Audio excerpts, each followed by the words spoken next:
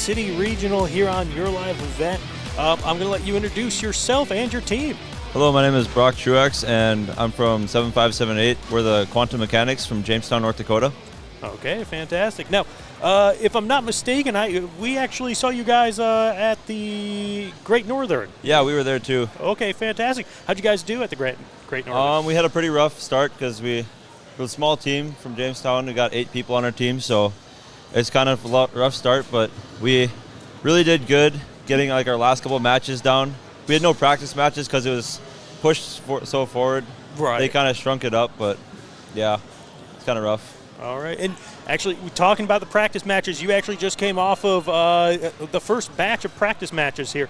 How was your first practice match? Well, our servo kind of opened up and our flap opened up, so our climbing mechanism was ready to go right away, so we couldn't score. We got our autonomous down really solidly. Okay. And then we just went and climbed because there really wasn't anything else we could do. So okay, fantastic. It's just a spook thing. Doesn't always happen. Okay, no problem. Now, with you mentioned the autonomous. For the folks who don't know what that is, could you explain a little bit more about autonomous? So autonomous is like the first 15 seconds of a match. We just basically have like a program code, and it does like the robot for you, or like it drives the robot for you, and you can score in it by having like a preset code. So our autonomous that we did is supposed to score 2. Missed the first one, but got the second one. It was just a small alignment problem. It didn't quite see it, the April tag right. So yeah, it's pretty good though overall. Okay, no, fantastic. Now, so what do you do for the team? So I've done a lot of like the designing and building part of it, and then I'm also the lead driver. Okay. So. Awesome. Going a little bit on design, can you take us a little bit into like what does it mean to be a designer for the team? So designing the robot, we do a lot of like CAD work and stuff. Like a machinist, like we have a lot of like aluminum parts that we drill holes, like precision machining using a CNC machine, and just basically figuring out like which ideas will work and which ideas won't work by using like a T-chart to compare different like strategies on how we could build each part of like the robot. So then you can use that, and then like you vote on which thing is the best option for your robot to make the best design possible. Okay, fantastic. Now, you also are a driver as well. So, how's the driving in this year's game, in your opinion? The driving this year has gone fairly well. The swerve drive, we really haven't had any problems with it. I mean, there's been like last year we had a lot of CAD problems, or not CAD, wiring problems. There's like, I forget what the wires are called.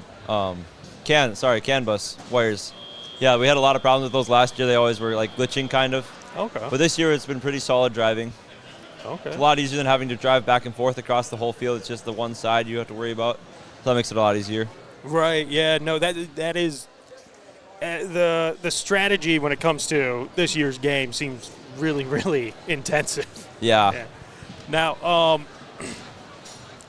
kind of going back from the Grand Forks tournament to now, you said there was a lot of updates and fixing stuff.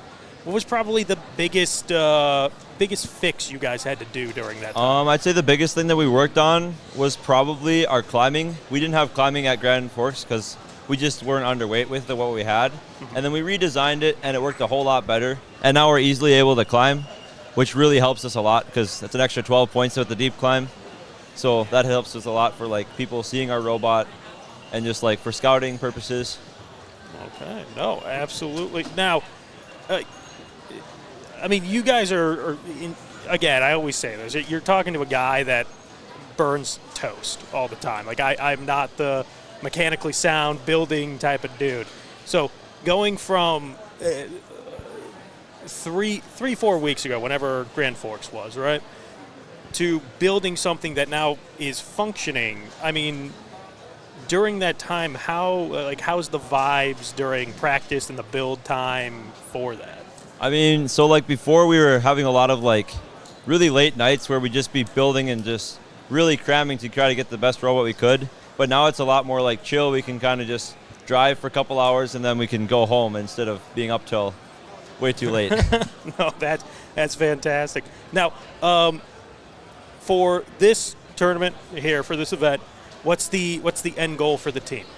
I'd say the end goal is to definitely get into the qualification matches and hopefully to go to Worlds, but we'll see what happens. Okay, fantastic. Any last shout-outs, anything you want to bring up that we didn't cover? We got over 800 autos, which is definitely something that is very nice to have. Just different combinations we can do, different sides of the reef and stuff, so that's kind of a nice feature we have. Okay, fantastic. Awesome. Any shout-outs, anything like that?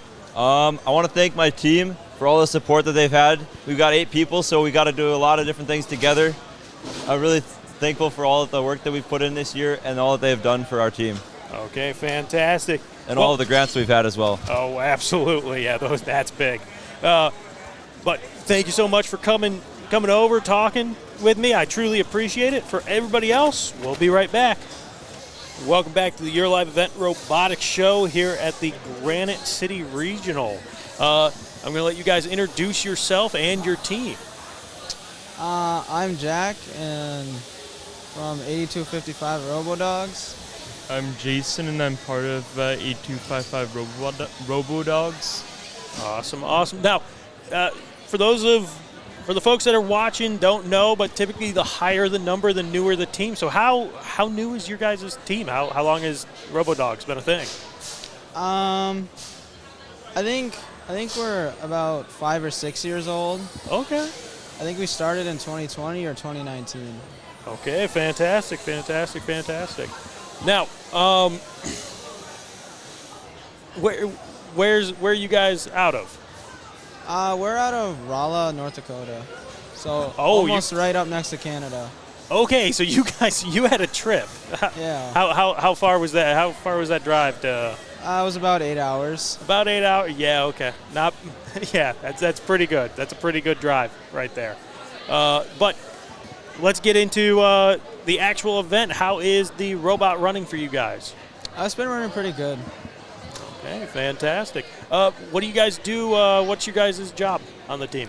I am the operator for our robot, so I control like the coral levels and intake.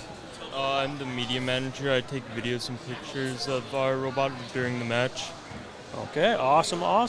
Now, real quick, when it comes to the media side, you take pictures of the robot during the match and everything else. Anything else that goes into media? What else do you do? So far, I've just joined this year, and that's usually all I did so far. Okay. No. Awesome. Well, then let me ask you this: What made you join robotics? I saw it and I like robots and all that. So. No. Yeah. Awesome. So the robot's doing well, everything like that. How many practice runs have you gotten through? Right now we've gone through 3, but I think we'll get 1 or 2 more. Okay, awesome. You guys were at Grand Forks? Yeah. How'd you guys do at Grand Forks?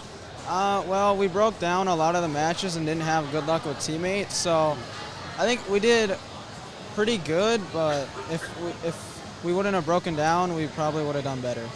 Okay.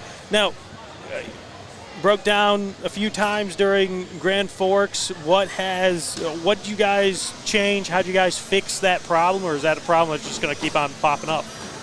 Well, our head was a little sticky, and we have a 3D printed part that holds it on there.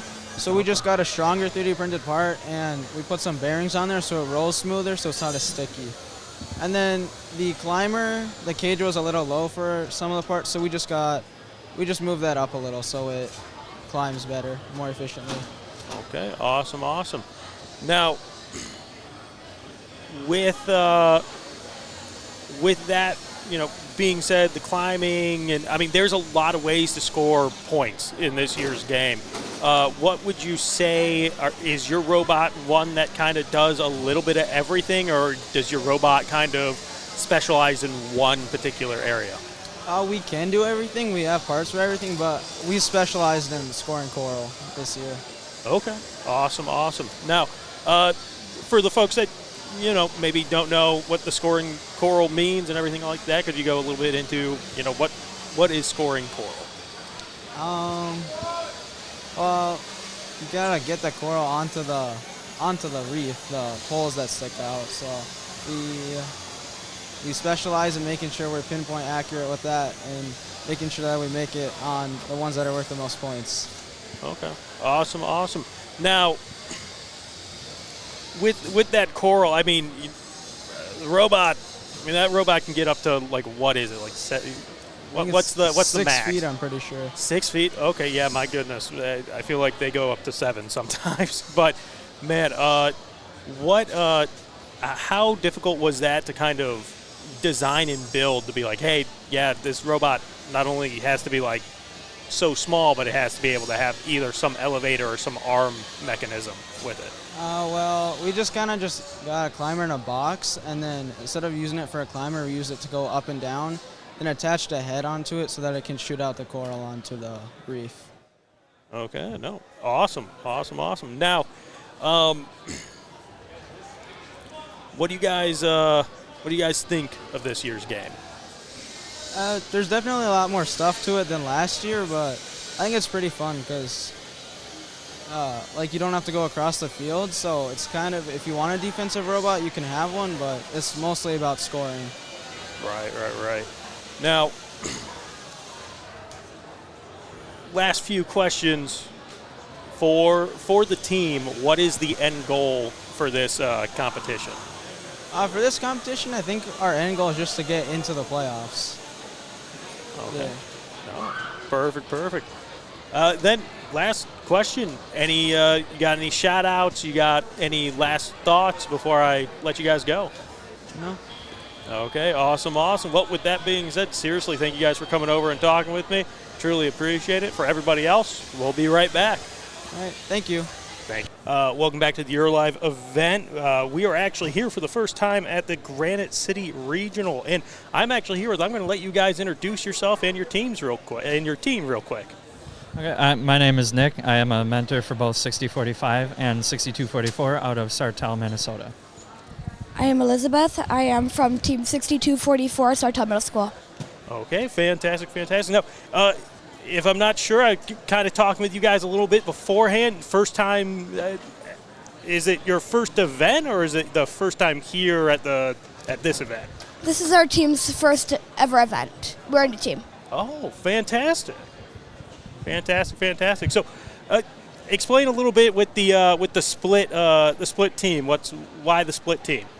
So, Sabre Robotics wanted to expand FRC in our area, and one way we could do that is to start another team. And we decided to start a middle school team to compete with the high schoolers in FRC as the next step. Okay, that's awesome. As a mentor, how I'm guessing it's the middle school that's the brand spanking new team, right? How has it been this year bringing them along? This year it's been really good. We've had a lot of experienced members on the high school team that are able to help with the middle school team with cutting parts and giving some guidance. So it's really cool to be able to use all of our resources to transfer them over to the middle school team. Okay, fantastic. Now, with you, what got you into robotics? What made you want to sign up? The posters that the high school put on the team really first introduced me to it, but it was my friends who made the final push that got me to join. Okay, fantastic. Now, what do you do for the team, or are you doing a little bit of everything?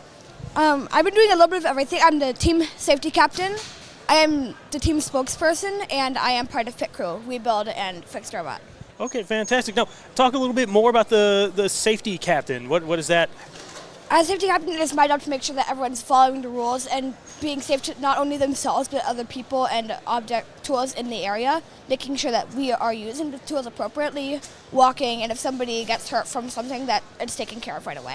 Okay, fantastic. Now, this being the first event, first time kind of playing the game actually live, I'm guessing, for you guys. So, what are you I mean, how is the pit for your guys' team? Is it excited? Is it nervous?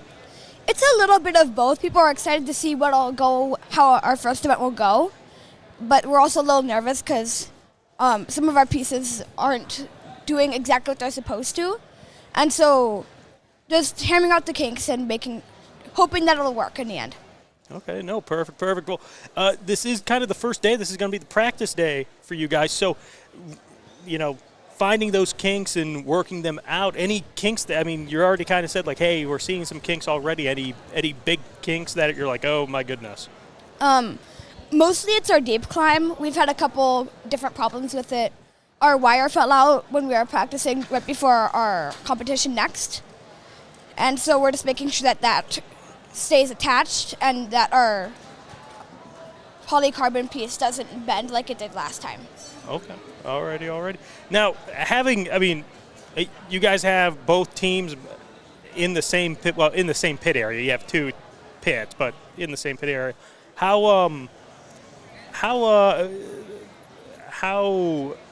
beneficial is that to have the high school team like right next to you guys, where you can kind of pick their brains? It's really helpful to have their expertise and guidance right there, because when our wire fell out, it was right about the time for lunch.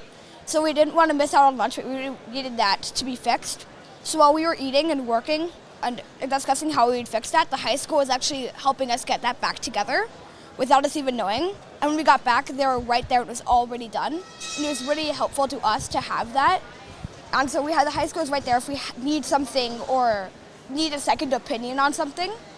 But we're also there if they need something from us. Okay, fantastic. Now, as a mentor, keeping a track of both teams in the same pit, I mean, with the middle schoolers, I mean, how fast are they kind of taking to this? The transition's really, really good. We kind of divide and conquer, so a couple of us mentors are staying in 60-45 pit, and then a couple of us are staying in the 62-44 pit, and then kind of communicating back and forth with if we need a tool or if we need something. So, basically divide and conquer, and that's how we're making it work. Okay, fantastic. Now, last few questions for both of you here, or actually, last few questions. You mentioned it's the middle school's first event, period. Is it the high schoolers' first event this year, or have they done others? Nope, the high schoolers, they've been around since 2016, so Okay. The team's been here for a while. This is our second FRC event this year. Okay. What was the first? The first event? one was last weekend at 10,000 Lakes down in the Twin Cities. How'd you guys do? We placed fourth overall, and we got Judges Award. Oh, fantastic. Awesome. Well, congratulations on that. Now, last question for both of you. When it comes to this event, what are you guys hoping to take away from this event, be that personally or be that team-wise? One of my takeaways for this event is just for the middle schoolers to have fun, drive the robot and, enjoy the event. Okay, perfect. Our goal in all of this is to have that experience for next year, as most of our team goes to the high school. And mostly our goal is just to drive a robot, have fun, and get through all of our matches. Awesome. Any last shout-outs, anything you want to say before I let you guys go? I don't think so. I don't think so either. Okay, well, I truly appreciate it. Thank you guys so much for coming over and talking with me. For everybody else, we'll be right back. Welcome back to the Eurolive Event Robotics Show. We are here broadcasting from the Granite City Regional, and I'm going to let you guys introduce yourself and just tell us what team you're for. My name is Noah Kristen. I am our lead driver on Team 7257, and I am a junior. I'm Olivia Kristen. I am the media, and I'm a 9th grader. I'm Rylan Powell, and I'm the drive coach, and I'm a junior. All right. I'm Colton Volkman. I'm the secondary driver, and I'm a junior. All right. Awesome. We'll make this nice and painless. How's the robot running thus far? So we just finished our first practice match, and we put up a very nice score of 190 points. All right. So I would say it was one of the highest scoring practice matches I have watched. And we came back from that match, actually went to the practice field, and our limelight quit working. So we have the robot torn apart, and we do not know what's wrong. But other than that, everything, all of our mechanical components are working very good.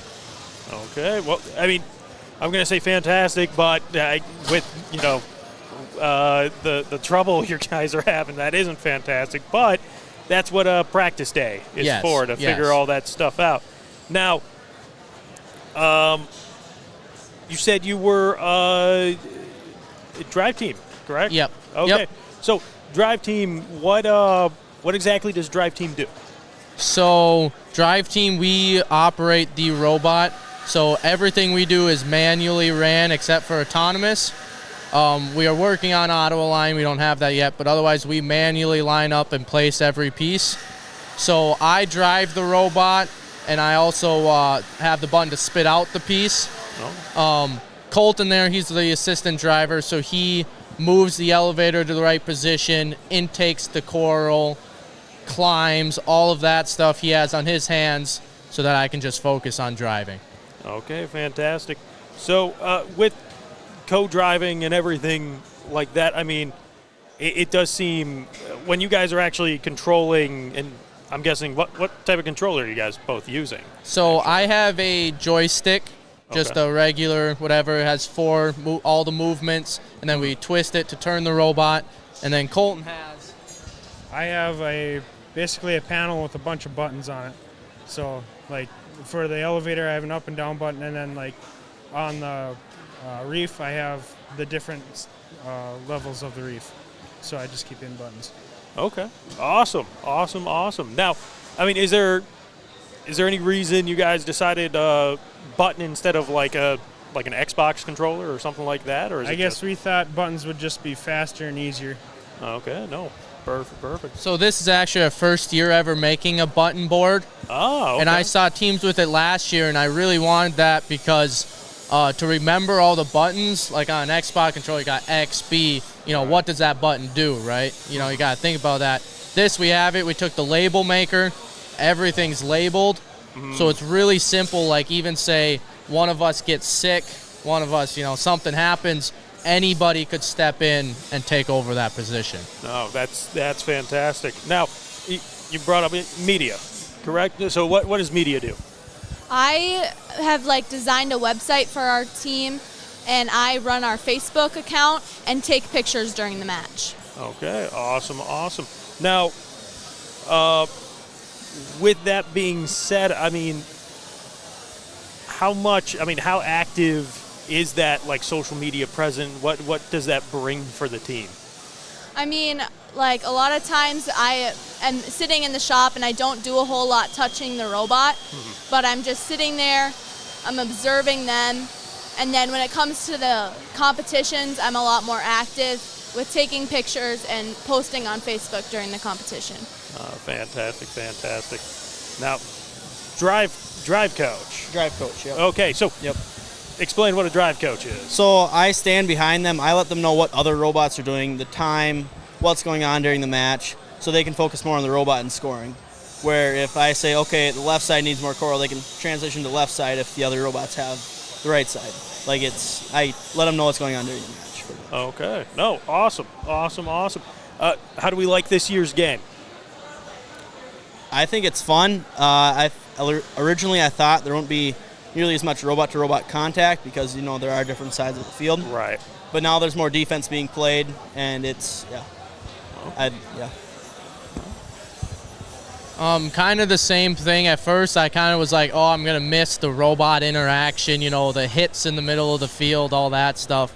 But as the games progress, it really, I thought it was going to be boring, you're doing the same thing, 15 times a match. But it's really, you're not doing the same thing, you're scoring here, but say you get a defense by, you got to move to a different feeder station. There's algae rolling around. You got to avoid the algae, you get stuck on it. So it's really is actually more complicated than I thought it was going to be originally. Right. No, and that's honestly, I've been hearing that pretty much from everybody where it's like, we thought it was one thing, but man, it's not half bad, and it's complicated, very complicated. Now, is this first competition for you guys, second competition, third competition? This is our second competition. We competed in Grand Forks. You guys competed in Grand Forks. So how'd you guys do in Grand Forks? We had a couple rough matches at the beginning, so we ended up ranked 34th, and we were the first pick on Alliance 7 and ended up taking third as an alliance. Fantastic, fantastic. Now, with that being said, for this regional, what's the end goal for you guys? Be that personal or team oriented? So the end goal, personally, it would be, we've never been to Worlds as a team. We're a rookie team, 2018. We got close a couple years, but we've never been there. So it would be really cool to make it. But we are right. They take the top 36 for state. Currently, we're ranked 32. So we need to do good to be able to keep our ranking, and hope for state is the goal. Okay. Oh, perfect. Well, before I let you guys go, any last thoughts? Any shout outs you want to do? Anything? Nope. All right. Well, guys, seriously, truly appreciate you guys coming over and talking to me. It's been fantastic. For everybody else, we'll be right back. Thank you. Welcome back to the Your Live Event Robotics Show here at the Granite City Regional. I'm going to let you guys introduce yourself and your team. Okay. We're 2855. Yeah, I'm Elise. I'm Paloma. Yeah, we're from St. Paul, Minnesota, Como Park Senior High School. Okay, awesome. So not a long trip for you guys whatsoever. No, not at all. Like an hour, if that. Yeah, like an hour 30. That's perfect. Now, okay, before I believe you guys just got back from it's probably your first qualifying match. So how'd the robot do? It went pretty well, like, despite some connection issues, like our radio lost connection, and like it was a whole thing. We were able to get back up for a couple seconds, but we still won. We still did a pretty good job. Fantastic. Now, what do you guys do? You guys have positions, or what do you guys do on the team, or is it a little bit, hey, we're doing a little bit of everything? Okay. Well, there are three main compartments of the robotics team. There's the marketing team, which Elise is on, and then there's the coding section, and then there is the building section. I am on the primarily build section, and Elise is on the marketing section. Yeah, and then I also I run the media for tournaments, so I was just out there recording. I make sure that I can show my team the recording of our autos and how the match went. So, yeah. Okay, fantastic. Now, when it comes to the build, I mean, obviously there's the build season and everything else like that. When you are at a competition, you got the pits, which I think is probably the coolest kind of part of this entire thing. But walk me through what are you guys looking when it comes to the build side during the competition? What are you hoping not happens? What are we looking for primarily? Yes. I would say we're looking for other. It sounds kind of bad, but some of the other teams' weaknesses and things that we can pinpoint. Also, we have to make sure that our robot doesn't break, and we're not pushing our robot too hard. Honestly, I'm not as much a part as the rest of the planning team deciding what our strategy is. Mm-hmm. But I would say those are the two things I listed are pretty central. Perfect. Now, with the media side during the game itself, is there anything specific you are looking for when it is the game, or are you just hey, I'm just going to capture everything and hopefully everything's good? Well, typically what I'm looking for is getting a good, strong video of our auto. I make sure to zoom in when we're about to climb, so I can see if we actually did climb. If we break down, I might keep an eye on our robot, but then follow another one just so we can get the data from that. Just little things like that. Otherwise, I'm focusing on our robot, hanging out, and cheering for our team. Okay, fantastic. Now, are you guys picking your own positions, or are you being assigned to them? I'd say primarily, because when you join the team, it kind of feels like you're being thrown into the deep end with cinder blocks. And so you really get to the first couple weeks, before the actual season, you get to kind of see what each position is like, and then based on that, once the actual season rolls around, people usually are able to pick what they want to do. Fantastic. Now, is this your guys' first competition, second competition of the year? This year it's our second. We were at 10K Lakes last week. We did pretty good. We ended up being the first backup. We weren't chosen, sadly, but we're hoping, knock on wood, we're still gunning. We're still trying our best. Chugging along. Yeah, chugging along. So you guys are going back-to-back weeks with competitions. That's pretty intensive. Pretty intensive. Typically, a lot of folks that I'm talking with, it's either very few. This is their first one, but it's like, hey, we did like week 3, and now we're doing this one. With that being said, I mean, do you like the back-to-back competitions, or do you kind of wish like, hey, maybe a week in between so we can tweak and stuff like that? Honestly, I'd say the back-to-back competitions aren't usually too bad. Of course, if something on the robot breaks, there's a lot more crunch time. But I wouldn't say having back-to-back, at least this year, hasn't been too bad. Yeah. Okay, perfect. Now,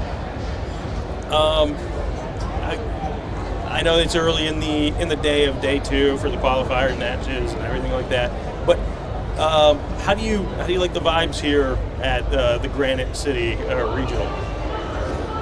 The vibes here have been really nice. Like, we've got a corner pit, we've got our Dolar from Sartell set up, we've got the marketing's doing great. We've got a couple people out there, like, watching, cheering. Like, honestly, I kind of prefer it up here rather than in like the big city like competitions like Northern Star or 10K Lakes, because here, less teams, more small town teams, like you're able to make more of a connection with like other groups of people rather than just like everybody rushing and rushing and rushing. Everything's a bit more spread out. Right. Yeah. No. Yeah. The layout. This is our first time here. We typically will do Grand Forks, which that one's very spread out too. But I'm surprised how spread out this one is as well. But with that being said, what are you guys hoping as a team? What are you guys hoping to accomplish? What are you guys hoping to take away from this competition? I don't know. Our PDH broke today, and we were furiously trying to fix it. And I think that really taught us, like, some product placement within the robot could be a lot better. But also that, I don't know, we're a pretty resilient team. And, we've been through a lot, but we're still going. Okay, perfect. Well, before I let you guys go, any shout-outs, any last things you want to say before you guys are running back to the pits? Shout out to the not broken PDH. Yeah. Shout out to Como Park if you're here, if you're like watching the competition. Thanks for rooting for us at home. Have a good rest of your spring break, but yeah. Awesome. Well, thank you guys so much for coming over and talking with me. Truly appreciate it. For everybody else, we'll be right back. Yeah. Welcome back to the Your Live Event Robotics Show. We are here at the Granite City Regional. And of course, it's not a regional unless we're talking with the Bodacious Bulldogs. So I'm going to let you guys introduce yourself and introduce your teams. I'm Logan Mako, and I'm part of the drive team. I'm Ethan Wimmer. I am the only senior on team. I am the team captain. I am the coder. I'm the builder. I'm everything, and I'm also the main driver of the robot. He does manipulators. Okay, awesome. Fantastic. So, man, we talked to you guys a lot. We saw you guys at Grand Forks. Let's start there. How did Grand Forks treat you? How did you guys end up doing? I'll go first. It was nice. We didn't do horrible, but I feel like we could have done a lot better. But after Grand Forks, we made a lot of changes to our robot to make it do better, and I feel like that's helped a lot in this competition. Okay. Yeah, at Grand Forks we did okay. There was definitely a lot of things we could work on. For example, here at Granite City, we now have Limelight 4, which is a huge help because now we can auto aim. We've updated our autos, we fixed our elevator, we fixed our intake multiple times. So now we can hit all L4s, L4, L3, L2, L1, all of them pretty reliably now. which has been a huge help since Grand Forks, which should allow us to do better here. Okay, no, fantastic. Now, what spurred those changes? I mean, it seems like it was more updates than really fixing stuff, but what spurred the updates? Just seeing where it didn't do good, we just tried to make it do better in those areas. And if it did do good in those areas, we just tried to make it do better in those areas. Oh, okay. Yeah, kind of building off of what he said, looking at our robot, seeing what it didn't do, then scouting other teams and seeing what, for example, other teams that have limelight and using auto aim, that really influenced us to push and get that done because it looked really consistent in our eyes at Grand Forks. So when we got it here and got it figured out, it really helps us improve. Oh, that's fantastic. Now, kind of stepping away from Grand Forks, I mean, you already kind of went through, like, hey, you guys did a lot of updating and stuff like that with the robot. Now, with that being said, I mean, that first practice after Grand Forks, I mean, is it just you guys sitting down and saying, like, look, this is what needs to happen, or what was that first, practice after Grand Forks? Yeah, that first kind of practice after Grand Forks was really just all of us sitting down and getting a whole list made. We made a checklist of what we all needed to redo. So unfortunately, we actually even built a new climber for Granite City, but unfortunately it did not work. So we took that off, but along with that, we just sat down, told us what we need to do in order to get better. And that really influenced us during that first practice to really crack down on our viewpoints on the robot and get to work. Okay, fantastic. Now, with all the updates and everything else, I mean, driver, co-pilot, everything like that, I mean, how much different is controlling and operating the robot from now from what it was in Grand Forks? So most of the controls are the same. The only things that are really different are new things that we added. So you don't really have to relearn the whole controller system. Only a few new changes. Okay, fantastic. Yeah, for him anyways, he didn't have any really new anything since we took off that climber, but for me, we had that auto line. So the only thing I had to relearn was just to go down, just take the speed down a notch and then press 2 different buttons. Since it really was, just press this button, it goes to the auto line for the left reef, for the right reef, and it was pretty simple to learn, and it made a huge impact on us. Okay, no, awesome. Now, real quick, being a senior, right? So this is the last run with the robot. Is this the last? This is the last competition that you guys are going to, or is it something? Yes, as of right now, this is our last competition we are going to this year. As a senior, even though I'm going to St. John's just in Colville over here, I'm still a little bit away from them. Right. But after this competition, I really am going to focus on taking some initiative and teaching other members on the team about all the wiring, the line light, and all the coding aspects so they can really get it down. Along with that, I'm probably coming back next year to be a mentor and volunteer. Okay, fantastic. I don't want to see the program leave just yet for me. Yeah, no, I get it. There's always that joke of once you take the first sip of Kool-Aid, you constantly come on back and everything else like that. Now, with that being said, I mean, you're coming back, so it's the last time you're competing as a student with it and everything else like that. With that being said, what is your favorite memory? My favorite memory, honestly, is just whenever our teammates are working together and spending together. One of our embarrassing memories that's pretty much my favorite was at Grand Forks last year. We were just getting autonomous mode set up. We didn't know that you needed to flip the paths and path planners, so when we ran a Red Alliance auto, it decided to think special and run into the wall and destroyed the entire intake. Even though embarrassing at the moment, I look back at it now and I just remember it as it being funny. It's just really nice. It brought our team together to really focus on and working, and we got that intake back up and working in an hour or two, and that just really shows that even through hardships, if we have a team, we can get through it. Perfect. Now, what is the main goal for you guys with this regional? What are you hoping to accomplish? Our main goal, I feel, is to get selected for playoffs.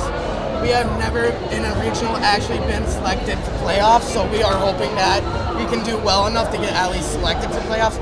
Main goal is to win the regional like everybody, but being selected for playoffs would be huge. You got anything? Yeah, just getting selected for playoffs, doing better than we ever have before, and just, winning. Really showing everybody what we truly are. Yeah. That's big. That's big. Now, with that being said, before I let you guys go, any shout outs, any last thoughts you want to share?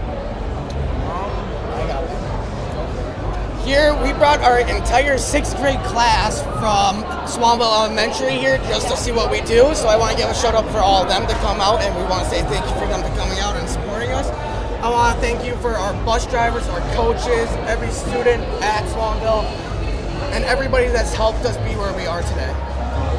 That is awesome. That is real cool. So the entire 6th grade is just somewhere in this building. Okay, go say hi to everyone.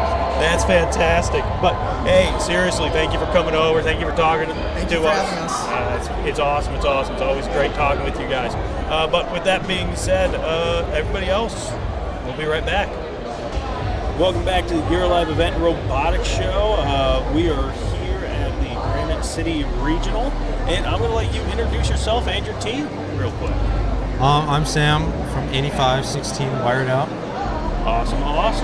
Now, we're well into the competition here. So how's the robot working thus far? Our robot is working pretty well, I'd say. We're getting there. Perfect. Now, what do you do on the team? So what I do is electrical. That would be from all the wiring, also managing batteries as well. Miscellaneous and also safety captain. So.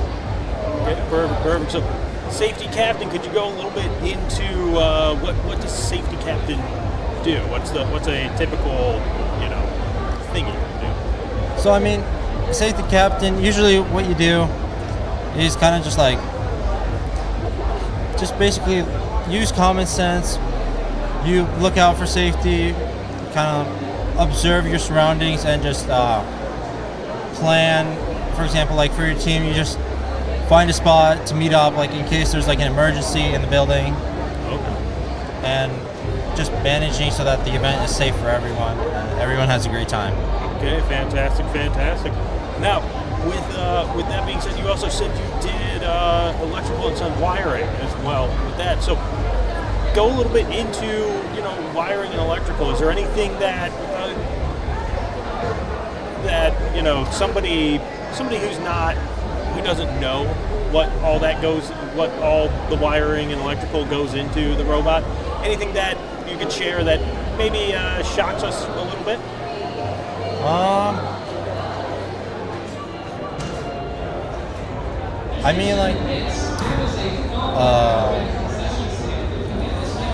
So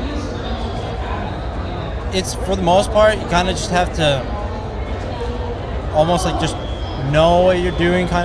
It's way easier when you kind of just read like a manual and then just follow it. It's so much easier. Also, tips: try to build your electrical on the top of your robot. We're putting it on the bottom of our robot this year, but it works. But it's probably better if you have it on top of your robot instead of on the bottom. Okay. So why is that? Why do you think it's better to be on top of your robot? So why it's better to be on the top? Because when, for example, if we have something to plug in new, whether it's a camera or something gets unplugged and we need to work on it, or some connection issue, you need to flip over the robot every single time and work on it. Also, you have to consider the fact on how the field's dirty and stuff, and you have to protect all those wires and your components, because those components are not cheap, nor are they built to get dirty or anything. So that's crazy. I didn't even think about just the field and how the dirt will just get up there and everything else like that. Again, Yeah, probably quicker and the easier the better for you Yeah. guys for sure. So, no, that's fantastic. That's awesome. That's awesome. Now, with that being said, is this your first? Is this the team's first competition this year? Second competition? Third? This is my team's second competition. Oh, okay, fantastic. So, what was your first competition? Duluth, Lake Superior Regional. Fantastic. How'd you guys do? Really good, I would say, for my team. We have been improving, especially this year since we haven't been breaking down every single match. Yeah, no, that's a big step forward for sure. Now, just for the listeners and the viewers that don't know, when it comes to the numbers, the higher the number, the newer the team, correct? Yeah, that's right. So basically, the farther back in time you go, the smaller the number is. So right. If you see a number that's under like 4 digits, they're pretty old team. So Right. Now, with you guys, I mean, you're 85-16, so fairly newer. I mean, I've seen some 9s and stuff like that, but fairly newer. With that being said, I mean, what are you guys hoping to accomplish here with this regional? This regional, I mean, the main goal would be get into Alliance selection. That'd be really good. If possible, maybe qualify for Worlds. Fantastic. Now, just for the folks that don't know what Worlds are, explain what that means. What is Worlds? So, I don't exactly know on how like the ranking works, but it's like after you get winning the actual event from your Alliance selection. After Alliance selection, you get put in Alliance. So then after your Alliance wins the event or something, these top alliances get these points, which then can make you qualify for this way to go to Worlds. So. Okay, fantastic, awesome. Now, before I let you go, any shout-outs, any last thoughts you want to share? No, that's about it. All right, awesome. Well, truly, thank you so much for coming over and talking with us. We truly appreciate it. For everybody else, thank you. We'll be right back. Welcome back to the Year Live Event Robotics Show. We are here at the Granite City Regional, and I'm going to allow you to introduce yourself and your team. Hi, I'm Aiden Grund. I'm with Team 7858, Bold Warrior Robotics. Okay, before we get, the shirt is pretty awesome. Explain what's going on with the shirt. Yeah, thanks. So with the shirt, one day we're like, we want to do something that's fun, cool, but also shows that we are a brand and, gets attention of sponsors and other teams. So we said, what better than a mugshot? I was gonna say, makes me think of the Johnny Cash mugshot, the Elvis, all the famous artists and things of that nature. So really cool idea. Let's ask, how's the robot running for you guys? Oh, the robot's running pretty good right now. We are currently working on a 2-piece auto. We got a 1-piece auto going right now, and can't wait for more matches. We're sitting pretty good on rank, but it's too close to tell right now. Okay, awesome. Now, at the pits, everything else. I mean, like you said, it's busy in the pits, right? So, how are the vibes? How's everything going in the pits? Everything's going pretty good. Everyone's been pretty friendly today. A lot of other teams helping each other out, trying to scout pre-matches, make sure everyone's working, everyone's operating good. Just really crowded. 10 by 10's not a big space when you got 8-10 people, or even more. Right. Now, what is your job? What's your position on the team? My job is I'm kind of our team captain as far as overall team aspects. I code, I help build. I'm primarily the coder and path planner guy for Autonomous, and I just kind of fit wherever I'm needed. Oh, perfect. Now, okay, you said captain, right?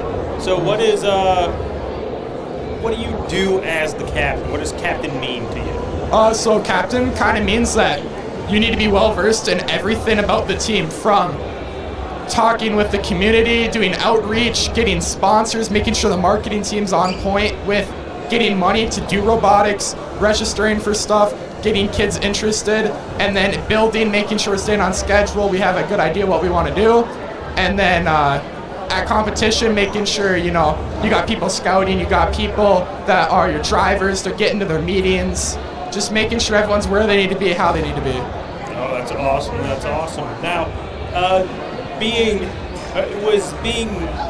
getting the title of team captain, is that something that you were voted to be team captain, or how'd you? Oh yeah, our mentors kind of picked it. I'm usually at every practice. I'm always staying late. I'm pretty productive, and I've had experience in all the kind of different aspects of robotics. I've been on the marketing team. I've been a technician. I've been everywhere, and I know the most about a robot. I usually wire it all, I code it, so just being that knowledgeable, being able to help everyone out, it just made sense. Oh, perfect. Now, what is when it comes to working on the robot itself, what's your favorite thing to work on? My favorite thing to work on would probably have to be just when you get that robot and you get the motors on there and you're messing with the values and you're watching it move, and just getting it so the drivers are like, oh, we want this button to help us be quicker and more efficient.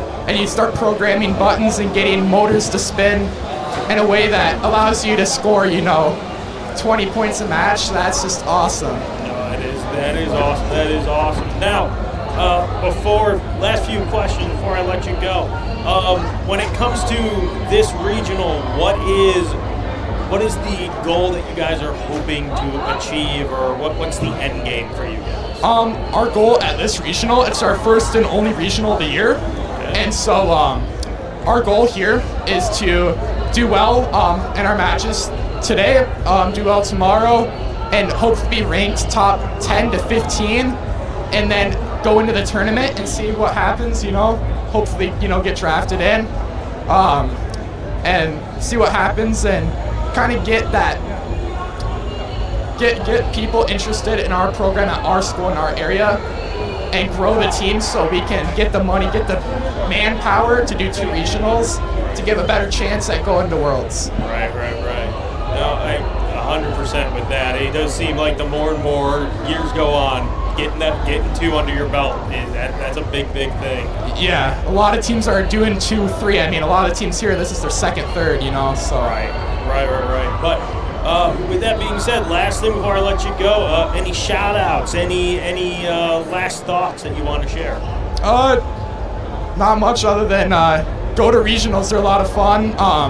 It supports a lot of people, and even if you don't invest in a team, if you're a business, if you're a person that's donating time, money, materials, do it. The youth appreciate it, and you get people interested in things that actually matter.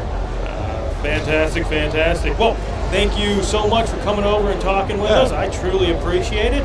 For everybody else, we'll be right back. At Enbridge, we're focused on relationships. 23 Canadian First Nation and Métis communities now own an equity stake in Enbridge Athabasca Pipelines.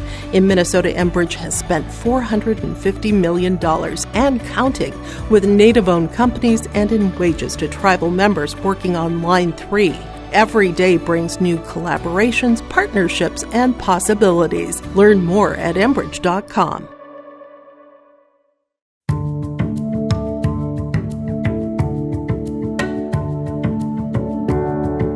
I'm Molly, and I have lived here a little over 3 years now.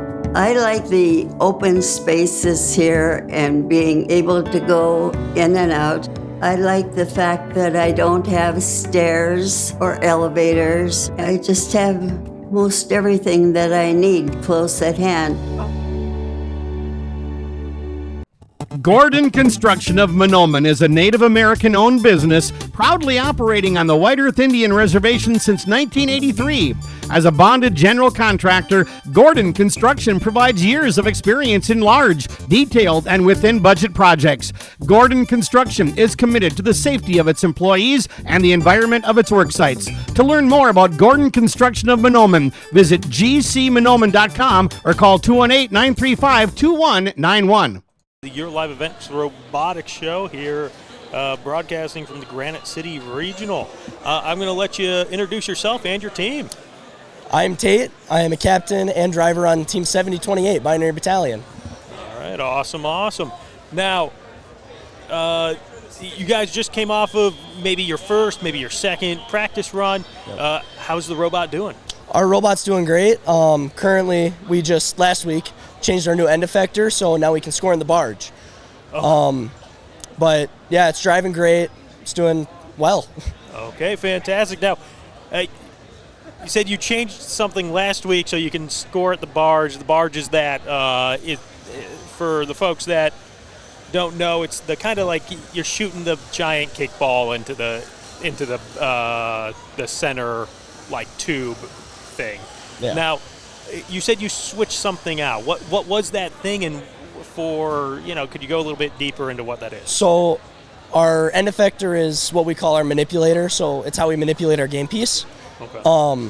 And our previous one, it wasn't actually able to do much algae kickball thing. So we changed it out, and now we have a more scoreable design, I guess, if that's the right word to say. We have more scoring capabilities with our new arm. So it's more C-shaped instead of just a straight line.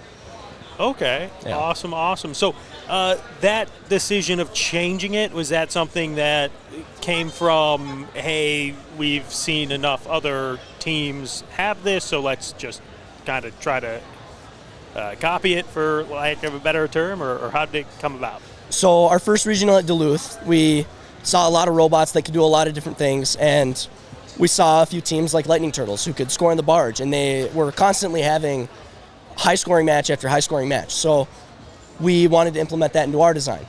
It originated where we had one of our CAD students, and he CAD'd up a quick little design. No, I shouldn't say quick. It took him like a month. But he CAD'd that all up together.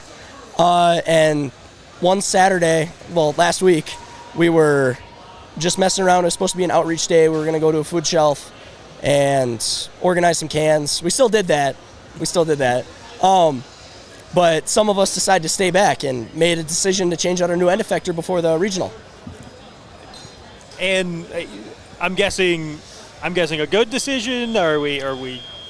Currently, it's treating us great. We've had 2 matches so far that have been very high scoring. We had a 187 for our first match, and our second match, I forgot what it was, but it was in the, I think, upper high 130s, and we had a dead robot. So. Oh wow! Okay. Yeah. No. I'd say we're doing pretty good. I was going to say that's fantastic. Now you mentioned Duluth, correct? Yep. Okay. How'd you guys do at Duluth? So I think we also did pretty well at Duluth. We didn't have the best qualification match schedule. We had a lot of not working robots there, so we didn't have the best qualification schedule. So we ended up getting picked, I think, 5th overall by Hilltopper Robotics. And then we picked Mechanical Mustaches. And we ended up, I think, placing 3rd in the entire tournament through playoffs. Okay, no. So, fantastic. Well, last question before I let you go. What is the end goal for this event for you guys? So the end goal for this event is for us to get enough district points so we can make it to Worlds. We're either hoping to get that through awards or winning the regional. So, perfect. Any last shout outs, anything like that before I let you go? Shout out to my mom, of course. Love you, Mom. Fantastic. No, I can't. Yeah. Always got to shout out the mother, 100%. But with that being said, seriously, thank you for stopping by. Truly appreciate it. For everybody else, we'll be right back. Welcome back to the Your Live Event and Robotics Show. We are here at the Granite City Regional. And I'm going to let you guys introduce yourself and what team you guys are for. I'm Lincoln from 2667. I'm Robert, and I'm from 2667. Okay, fantastic. We're in the later hours of the practice day. How many practice runs have you guys been able to do with the robot? So far, we've done 2 practices. Okay, fantastic. How's the robot running? It's doing pretty well. Right now, we're just trying to make the climber work because we've been having a little bit of a problem with that. Okay, awesome. And having a little bit of problem versus is this a new problem popping up, or is this just? We haven't really gotten it to work in the past, so we're kind of just trying to implement it. It's not like existing problem, I guess. Well, it is, but we're just trying to get it to climb because we ran out of time while building it, and we've just been trying to get it to work. Okay, not bad. What do each of you do on the team? I am the driver, and I also do mechanical things too. Okay, awesome. I sometimes drive, and then I also do the electrical kind of stuff. Electrical and okay.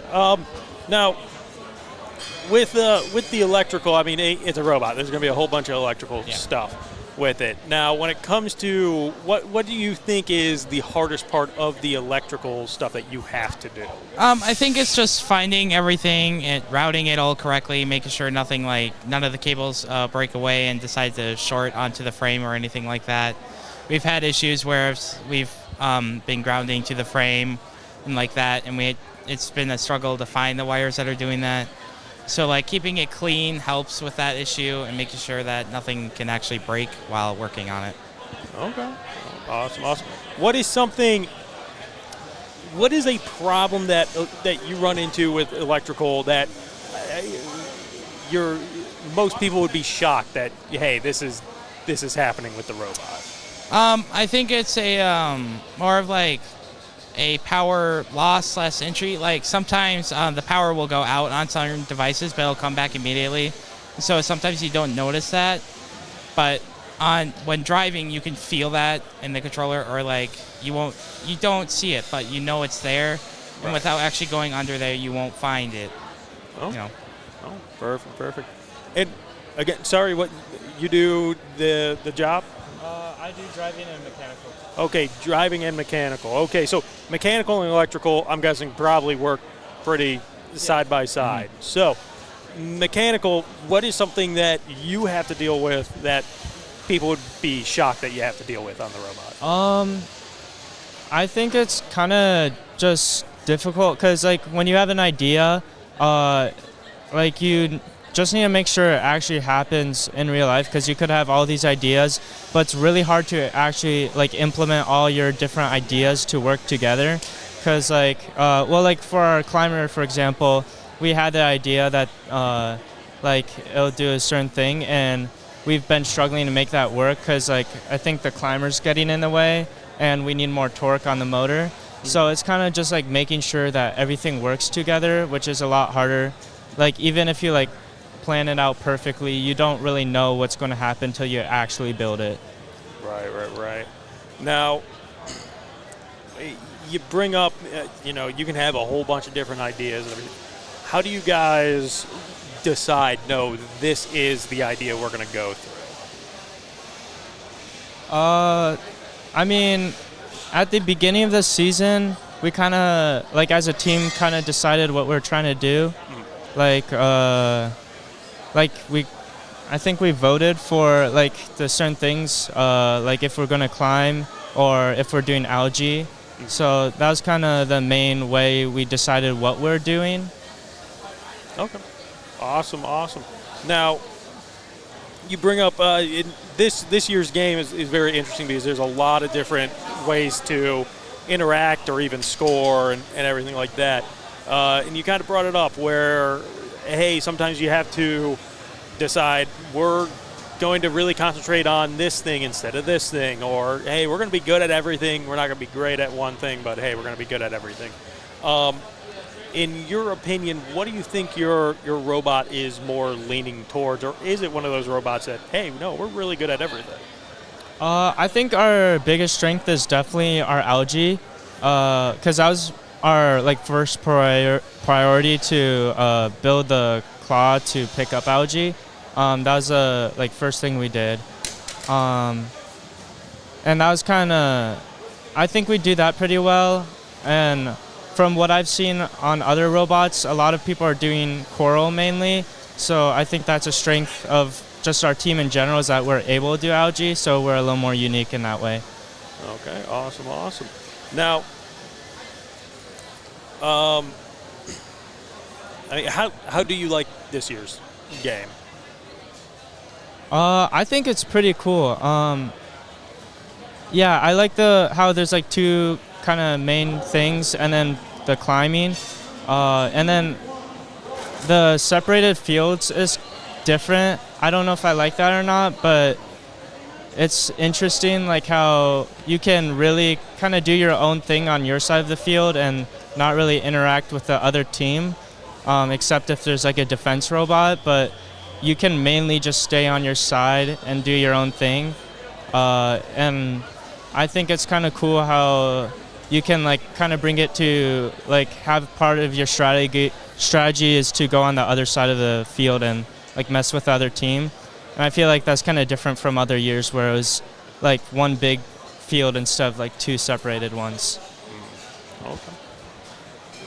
Now, for the team or even personally, what is the goal for this event? Can you repeat that? For the team or even personally, what is the goal for this year's event? I think it's just to learn new things and get better at it, and we hope to advance to state or worlds, and just to try to have fun with it all and advance our knowledge of robotics in general. Okay, fantastic. Well, before I let you guys go, any shout outs, any last thoughts you want to share? I don't think so. Okay, awesome. Well, I truly appreciate you guys coming over and talking with us.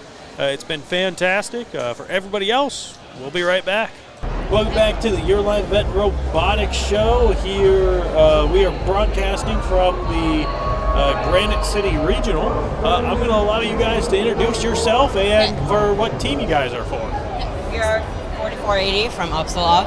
Yep. UC Robotics. Yep, and we... Yeah. Names as well? I'm Holly. I'm Riley. And I'm Landon. Perfect. Now, UC Robotics, we run into you guys all the time, so it's always awesome to talk with you guys. From week 0 to Grand Forks, now to this. Let's start at Grand Forks. How did you guys fare at Grand Forks? How was it? I'd say not as good as we're doing this time because we had to figure out who's driving and all that. We had a lot of complications with the robot before because our climber and it was breaking a lot. Our chain would come off quite a bit.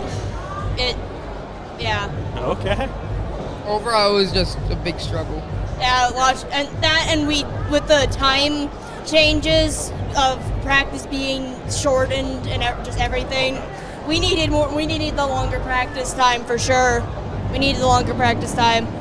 Oh, awesome. Well, I mean, it sounds, having the shorter practice time does sound like that hindered some stuff, but having that first competition, and now it sounds like you kind of fixed some kinks and did what you guys needed to do.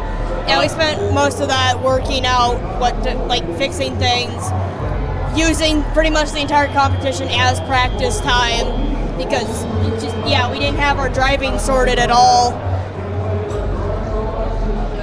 No. Now, actually, keeping with that same thing with practice, right? The practice field over there and everything else. I mean, I know with Grand Forks. I mean, you guys lived in that practice field. Can you go a little bit into how important that practice field really is to this competition? It's definitely important because if we're not on, it needs there needs to be another field so we can actually like work and see what we need to change. Like with our climber, we needed that over there to be able to be like, okay, this is how long we need this. This is how long we need this to be. This is where it should be situated. How we're gonna do it. Climber's still in progress. Yeah. So. Now, when it comes to this competition, let's just go there. How, not the game, not you guys, how you guys doing, but how you guys liking the competition? How you liking this venue? It's really nice. Yeah. It's a lot more. It's a lot bigger than the Alara Center. I want to say there's a lot more teams. I've heard that it's a lot more competitive, but honestly, I still think it's really chill here. I've met a lot more teams, collected more buttons. Yeah, it's nice to see a lot of variety here, and also it's nice and close to home. We don't have to pay for a hotel or anything. Right. Oh yeah, no, that is. Yeah, that it's like a 30-minute drive. Oh, that's fantastic. That's fantastic. Fantastic. Now, keeping kind of it with the vibe and everything else. How's the vibe in the pit for you guys? Oh, right? it's good. Vibes are nice. Sometimes it's a little chaotic when we're trying to get everybody to get into plays, trying to get the robot into queue, trying to fix stuff, and yeah. Fantastic. Yeah, it does get occasionally chaotic, but otherwise, yeah, just chilling there, waiting for the next match now. Okay. Instead of last time. With that being said, let's actually get into the matches. How is the robot running? How are you guys performing in the matches thus far?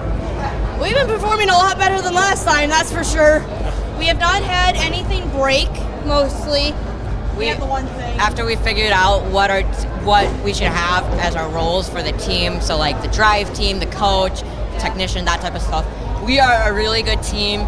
We're very focused. Communication's pretty good. Yeah, communication works a lot better now. We have our set drivers. Okay. For the most, yeah. Okay. And it definitely is working a lot better. The only thing that's broken on us was just something that wasn't as important. Oh. But climber. It's always the climber stuff. It's always climber. That is the thing that we've been hearing the most. It's like, oh, we're just completely ditching the climber. Yeah, we put a little too much trust in one single bolt to hold an entire bar for the climber, and we snapped that thing. Oh. It didn't just like bolt didn't come off. We snapped it and. Nice. So two bolts should hold that good. I know you have. Actually, with that being said, what is each of your roles on the team? I do coaching now. I do like. Oh, sorry. Yeah, sorry. I figure I have a loud voice, so it should carry enough. Yeah, I do the coaching. I do like driving, but I'm kind of getting used to this. We'll probably try and do a lot more drive practice, but next year so I can drive more. He's our arm drive. I'm on the drive team. I'm what we call the gunner, so I control the arm. I will pick up the coral, the algae, that type of stuff. Try to climb, put it in the processor, that type of stuff. Fantastic. And sometimes team media. So. Okay, fantastic. Now, coach, what does the coach do? Basically just yells at them. just yells at my teammates of what to do. But I watch the field, see what needs to be done. Remember whatever strategy was come up with earlier, so we can kind of stick to that with the other teams. So yeah, if there's like a lot of coral on the floor, then we go and clean that up. Watch the time for them, make sure they know when to go park. Oh, perfect. Well, let me ask you this last few questions here. When it comes to what you guys are hoping to accomplish, what is the end goal for you guys with this regional? I would say do as best as we can. So far we're doing good. Okay. Just have fun. So we're doing pretty good.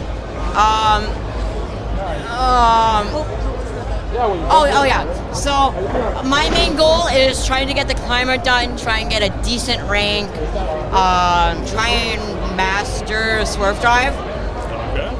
Since that we're pretty new to that, first year. First time doing swerve. Liking First time having two people on drive as well. That's awesome. Yeah, as long as we don't end up in like dead last. That's what I.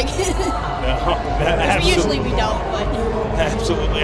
Well, before I let you guys go, any shout outs, any last thoughts you want to share? Say that again? Any shout outs, any last thoughts before I let you go? Good luck, everyone. Good. I'm not sure. I'm not. No, you're completely fine. Chaotic, It's perfect. Chaotic, I miss you. 3102, I miss you. Please be here. Please, we need you. Not actually, but it's fun to have you guys around. Fantastic. Well, with that being said, thank you guys for coming over. Thank you for talking. For everybody else, we'll be right back. Welcome back to the Your Live Event Robotics Show for the Granite City Regional. And I'm going to allow you to introduce yourself and your team.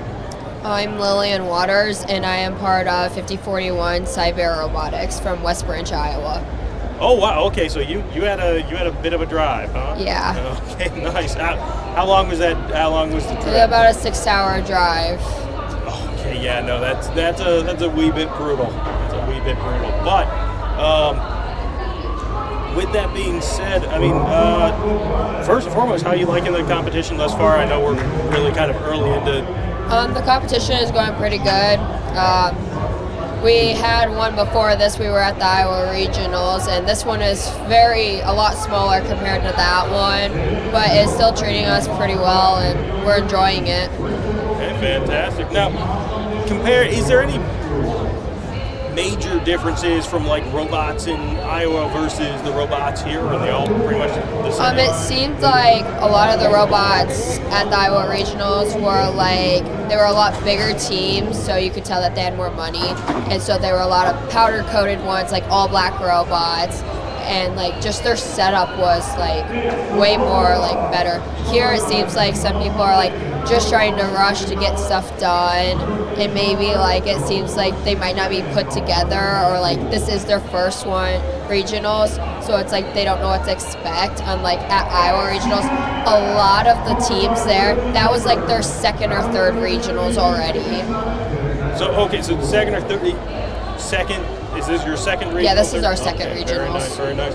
How'd you guys do in your last regional?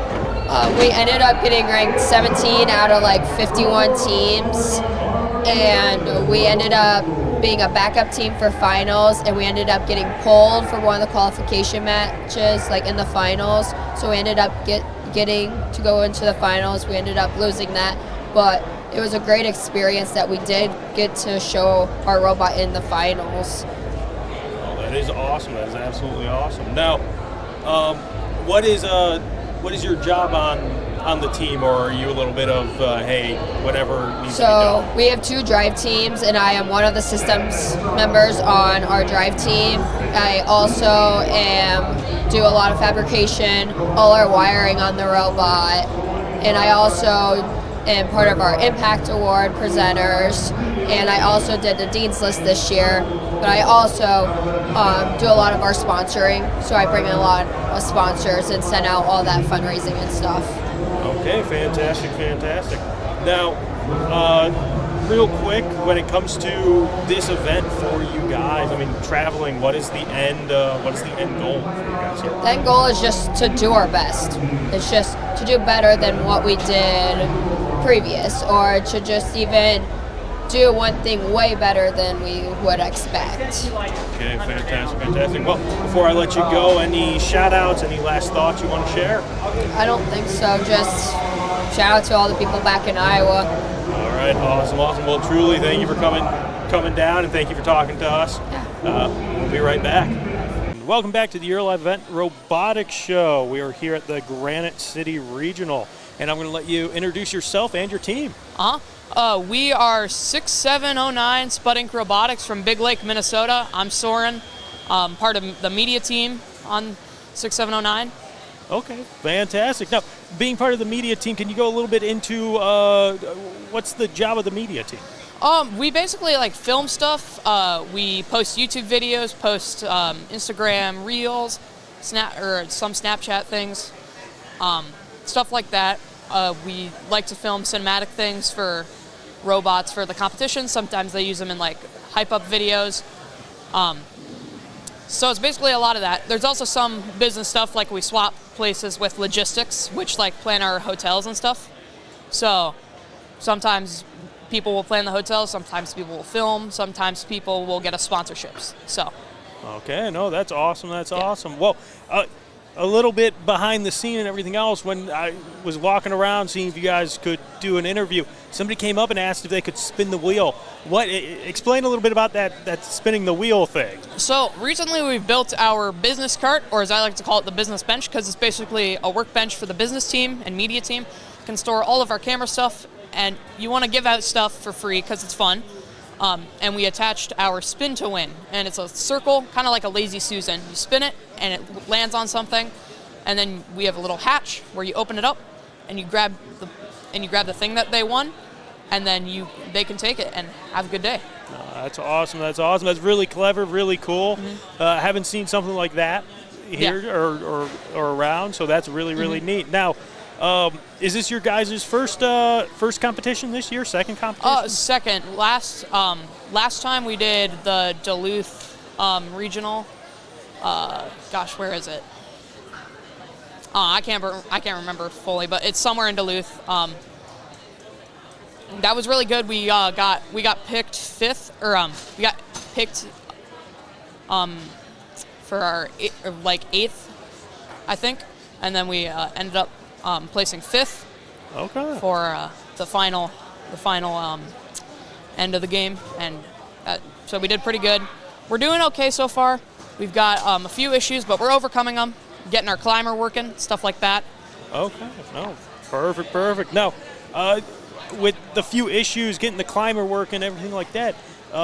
Any other issues you're seeing on the robot, or that the pit's dealing with? Yeah. So we got our piece of plexiglass is coming really close to the PVC pipe, which is called coral, and it comes really close and hits it, so it would fling off when it touched it. So that was causing a lot of issues. We weren't doing so great. So we're getting that resolved, and then we're going to continue working on the climber. Awesome. What do you think of this year's game? It's okay. I prefer last year's game, Crescendo. This one's a lot more difficult. Last one was I really like the shooting aspect of it. This one, I know there is a shooting aspect, but a lot of teams don't. A lot of teams aren't doing that. We are one of them, and it's really hard to do. It's a good game, but it's just really difficult. So that's why I don't like it too much. It causes a lot of stress on the team sometimes. So. Okay. All right. Well, hey, I mean, you mentioned stress and everything else like that. I mean, but looking at your pit, I mean, you guys seem pretty calm and collective. I mean, how are the vibes? Yeah, we try. We got a very nice safety captain. She instructs everyone on how to do things. We don't allow too many people in our pit, so usually we try to be keep 5 or less in the pit. There's usually one business guy, a few drive build team guys, and then a couple programmers there. That's usually how we like to keep it. Okay, fantastic. Now, last few questions. How did you get involved with robotics? So my brother joined this team when he was in when he started high school, so about 9th grade, somewhere around there. Looked really fun, so I joined. I chose business because I like to film, like to video edit, and stuff like that. So it's been really fun for me, and I'm gonna stay in business because we need members there. That's kind of the backbone of the team. They get money, they get sponsorships, everything like that. They get us known online, so yeah. Awesome. Now, you can take this either way, be it personal, be that for the team, but what is the end goal for this tournament for you guys? We'd like to try and make it to state. We really want to get our climber working because a lot of teams have those. We think that it could give us a really good chance to get to state. Hopefully we can make it to Worlds because our coaches like to go there every year, just to check it out. Okay. See Mark Rober and stuff. Yeah. So that's our main goal. We want to try and get to state this year, and we want to get our climber working. No, perfect. Now, before I let you go, any last any shout-outs, any last thoughts, anything you want to share? I would really like to just congratulate the Bears, the Iowa Bears over here. They have been they have a lot of perseverance. In COVID, they were down to 5 members, but they kept on going through it, and now they're back up to 26. So they kept going, and they're really strong now. They have a lot of awards. Their business team is really strong. They have they have books on their website about their team and stuff. I thought that was really cool. Check them out. Yeah, they're very good. They're very good. So. Oh, fantastic. Well, thank you a lot for coming over and talking to us. We truly appreciate it. For everybody else, we'll be right back. Mm-hmm. Welcome back to the Your Live Events Robotics Show. We are here at the Granite City Regional, and I'm going to allow you to introduce yourself and your team if you don't mind. Alrighty, my name's Athena Gabrielle Smaby. I'm on Team 6749 Terabytes. We go to a school called Eagle Ridge Academy in Hopkins, and this is my second year here. So, hello. Oh, fantastic! Awesome! Second year here. I'm pretty sure I saw you guys queue up already for a practice run and everything like that. How is the robot running? We have had an issue so far, but it's just been fixed, and we adapted pretty well because unfortunately we were unable to score in that match due to an issue. However, our drivers were very talented and were able to switch gears into playing defense, which they have not practiced very much, and yet we were able to stop this team from scoring, and we ended up winning by we were at 122 points, and the other team was at 55, so. Okay, fantastic. We did pretty well. Fantastic. No, being able to switch on a dime like that's a big thing. Now, is this your guys' first event this year, or is it second? It's our first event this year. We did do Shamrock Shakedown, if y'all know what that is, and some week zeros, but this is our first actual event. Okay, fantastic. Wait, Shamrock Shakedown, what is that? Shamrock Shakedown, it's just kind of a thing where a whole bunch of schools get together and we just do basically the same as a competition. Not as official. We do scoring, but it's not like ranking points or anything like that. We're more just playing for fun, seeing what we can improve, and helping each other, because that's what we always do here. Okay, fantastic. Now, with that being said, from week zero, from the Shamrock Shakedown, and even from the first go, you did say hey, I mean, there's some stuff you're going to have to fix and everything like that. So, in the pits right now, how's the vibes? What's everybody like? We're doing pretty well so far. To be fair, it's just the first day, so right. If you come talk to me in 2 days, I will be exactly so tired. But right now, energies are high. We all got sleep, and we just went and got lunch. We came back. We won a game. Morale is high, and we'll figure it out as we go. I think it's going to go well today. Fantastic. You mentioned it's your second year. How do you like this year's game compared to last year's? I did personally prefer last year's game, but that's just because I had a bit more fun throwing the notes around, if y'all remember that. They're like foam rings. Right. On the mic stand. Yeah, on the mics. Yeah. We were able to throw those around a lot last year, and I just thought it was fun. But this year, some stuff has changed in our team. We got basically a whole new mentor system, and it's been a lot of change, and we've been doing great, and I do love this year's game still. Okay, fantastic.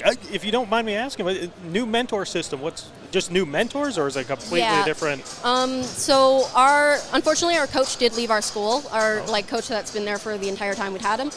However, the good news is we had one mentor who was able to come from the middle schooler robotics team that we have, and one mentor who just stayed. So it's not completely new change. We just have more people and honestly more adults making sure that we are all fine. And we've had our ups and downs so far because it's a new system, we're going to change. But it's honestly been great. We have a lot more just morale, I think, as a team. Okay, fantastic. Now, what do you do on the for your team? A little bit of everything, or is it? I'm a little bit of everything except for code because I do not understand that. I actually like have problems reading, so I don't do that. I do everything else though. I do scouting, I do safety, I do like wiring. I do a little bit of like design. I do like just hardware in general. It's a lot. So.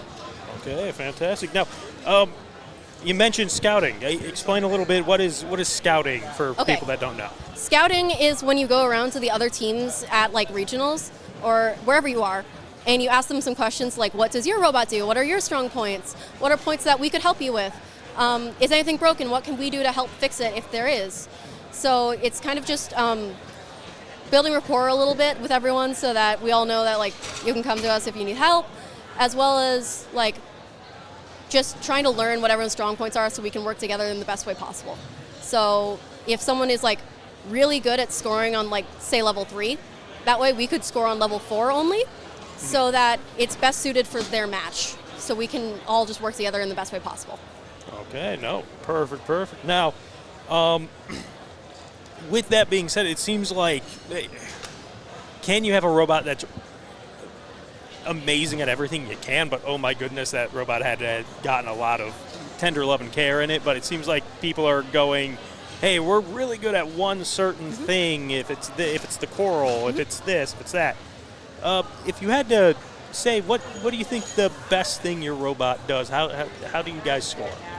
I think the best thing our robot does is we have a vision system, which is really impressive to me. Basically, we have a thing called a button board, where it shows all of the places you can score on the reef from any spot. You can press a button and the robot will auto drive there, and you press what level you want to score on, it will auto score it. So we don't have to drive for the most part. We did last round with the defense. However, when we're playing a normal round, we can just hit buttons, and basically that does all of the work for us. It knows exactly where it is in positioning on the field at all times. That's probably the coolest thing we've done this year on my team, I think. Well, that's really interesting. Hey, and again, I'm just going to use a different. It almost sounds like a hotkey where you're just pressing it and it's going to go do it. Wow, that's really cool. I don't think I've seen something like that. That's really unique. That's it took us a while, but we did it, and we're very proud of it. Now, how did that idea come to be? We've been trying to do some like vision stuff all like for years now. Our team's never been fully successful at it. So this year we kind of just sat down and we're like, we don't care how long this takes. We're going to figure this out. And we ended up, there's still a few kinks, but there always will be. However, it's working so well and we're very proud of it. So basically we just spent way too much time is what I'm saying. Awesome. Now, with that being said, what are you guys hoping to accomplish here? What is the end goal for this event? For this year or just in general? Just for this event, just for the next event? 3 days. Yeah. I think my goal is to keep my team's morale high, just because I know how tiring this event can be. I was here last year, and I just remember how tired we got last year, so I'm just trying to keep everyone's morale high. And I'm going to hope top 20. Okay. If we're not that, that's fine, but I am hoping for that, and I think we could. Okay, awesome. Well, before I let you go, any last shout outs, anything you want to say before I let you go? I should shout out our amazing sponsors who help us so much. They are on the back of my shirt. I cannot remember all of them. But thank you to all of you guys who made this possible. We would not be able to do any of the stuff we do without you. And thank you, Jets Pizza. We are very hungry. Well, with that being said, seriously, thank you for coming over. Thank you for talking. It's been awesome. For everybody else, we'll be right back. Okay, bye. Welcome back to the Your Life Robotics Show. We are here at the Granite City Regional, and I'm going to allow you to introduce yourself and your team. Hey, I'm Israel Hiller, part of Team 3848. Perfect. So, what do you do on the team? What do you do on the team? What's your I'm the electrician. We did have some difficulties with it. A lot of wires slipped out. So. Okay. So what do you? When those wires slip out, how do you guys fix it? What's that process? We mainly either use duct tape or zip ties. That's why our robot name is Zip Tie. So the robot's name is Zip Tie. Yes, Okay, our robot fantastic. name is Zip Tie. That is fantastic. Okay, so you're using everything to fix the robot. Hey, no shame in that. Duct tape fix everything for sure. Now, in the pits when you are fixing that stuff and everything else, what is it like in the pits with the mentors? How much are they like over your shoulders? Are they really letting you do it, or are they kind of trying to get their hands on it? It's more in the between, but they're actually more on the good side where they expect us to do good, but they're just pretty good at their jobs. That's what I have to say. Okay, no, perfect. Now, if I remember correctly, it's your guys' first event, or is this your second event? This is my second year. Oh, but your my second year. First regionals. Okay, fantastic. So I was a junior last year. Okay, awesome. JV, not junior. JV. Okay. Now, with that being said, what got you into robotics? Friends and just I like hands-on stuff. Okay, no, perfect. Now, I'm gonna ask you the same questions here. What do you believe the end goal is for your guys' team? The end goal would probably make sure our robot does not explode on the field. And hopefully batteries don't die and the other robots don't crash into us. Perfect. All right. With that being said, any last thoughts you want to share? Any shout outs you want to shout out? I don't really have anything except for go Team 3848. Absolutely. Perfect. Well, thank you so much for taking the time to come over and talk with me. I truly appreciate it. For everybody else, we'll be right back. Welcome back to the Your Life Event Robotics Show. We are here at the Granite City Regional, and I'm going to let you introduce yourself and your team. My name is Liam Sullivan. I am a senior on the team 7530.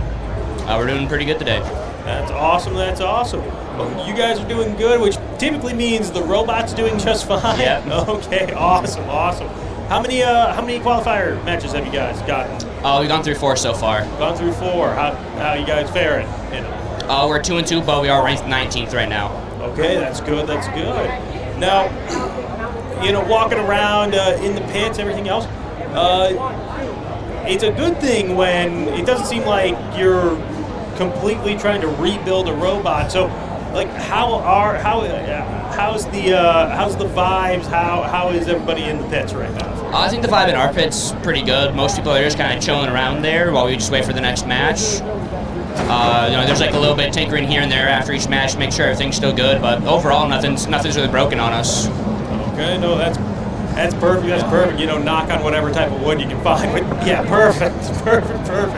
Now, games. You're doing well in the games. Fantastic.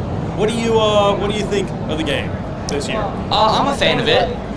I think it's a lot more nuanced than I thought at first, because when I first saw an announcement video and heard all the different, like, the new strictness with penalties and stuff, I was like, oh man, defense is going to be terrible this year at first thought. And then the more and more you think about it, you're like, wait a minute, defense is so good because you're going to crank them up so much. And if you drive right, you're just stopping so many points while not even giving any of the penalty points. See, I'll say this: that is an interesting take on it. I've yet to hear somebody get that deep into defense with it. So, would you say, I see on your button it says drive team? Yeah, I'm the human player. You're the human player. Yeah. Okay, fantastic. Now, would you say you're saying defense? Is your bot a defensive bot? Yes. Really fantastic. Yeah, so I'm a bit biased with my take there, but okay, no, that is awesome though. So let me ask you this: with how rare it is to see defense played in this year's game, I mean, what made you guys decide, like, no, we're defense. That's what we are. We've had to switch to defense in the past when our robots broke it, and we were pretty good at it. And since we realized that defense is going to be pretty decent this year, we may as well just commit to it.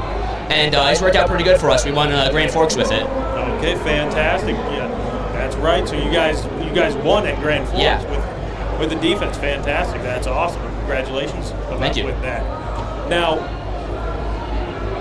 when, like you said, certain things were breaking and everything else on the. So when was it where you were like, hey, you know what? Maybe we don't fix this. We just worry about the defensive side of it. That wasn't really the thought process, because our design this year was more primarily we're defense. Ideally, we climb, and then as a stretch goal, we decided that we could score L1, L2 if need be. So now that's what our auto is. We score on L1 once or twice, depending on where we are, and then if we just have to do stuff because like some other robot doesn't work and they need to play defense, we can do L1 or L2. Okay. But preferably we do play defense still.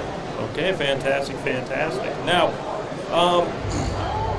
with that being said, you said you were a senior, correct? Yeah. Okay, so last time here doing this, doing the robotics and everything else like that. So let me ask you this: how did you get into robotics? In 6th grade, I saw a sign for a Lego thing after school, and I didn't realize it was a robotics related thing, but I stuck with it because it was building Legos and that was fun. Absolutely. Legos are always fun, for sure. It's really hard to make them not fun. Yeah, exactly. Now, again, senior, what would be your favorite memory when it comes to robotics? It's got to either be hearing that we qualified for state 2 years ago, or a couple weeks ago when we run Grand Forks. Fantastic. It's hard to pick between the two. Those are two really good memories for sure. So let me ask you this. Winning at Grand Forks, what does that get you? Does that get you state? Does that get you world? What does that get you? We're currently 20th out of 36 to go to state, so that's pretty good. And it's not a guarantee for worlds. We're in like the weird selection pool thing that I don't fully understand. Okay. And if we do good here, I think we have a better chance. It's really confusing to me. I don't quite get it. Okay, no problem. So with that actually being said, what is the end goal for you guys this regional? I mean, ideally we win again.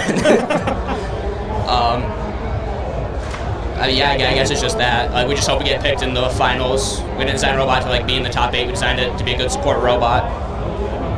Perfect. Well, before I let you go, any last thoughts? Any shout-outs you want to do? No, none I can think of. Alrighty. Well, seriously, thank you for coming over. No problem. Thank you for talking. For everybody else, we'll be right back.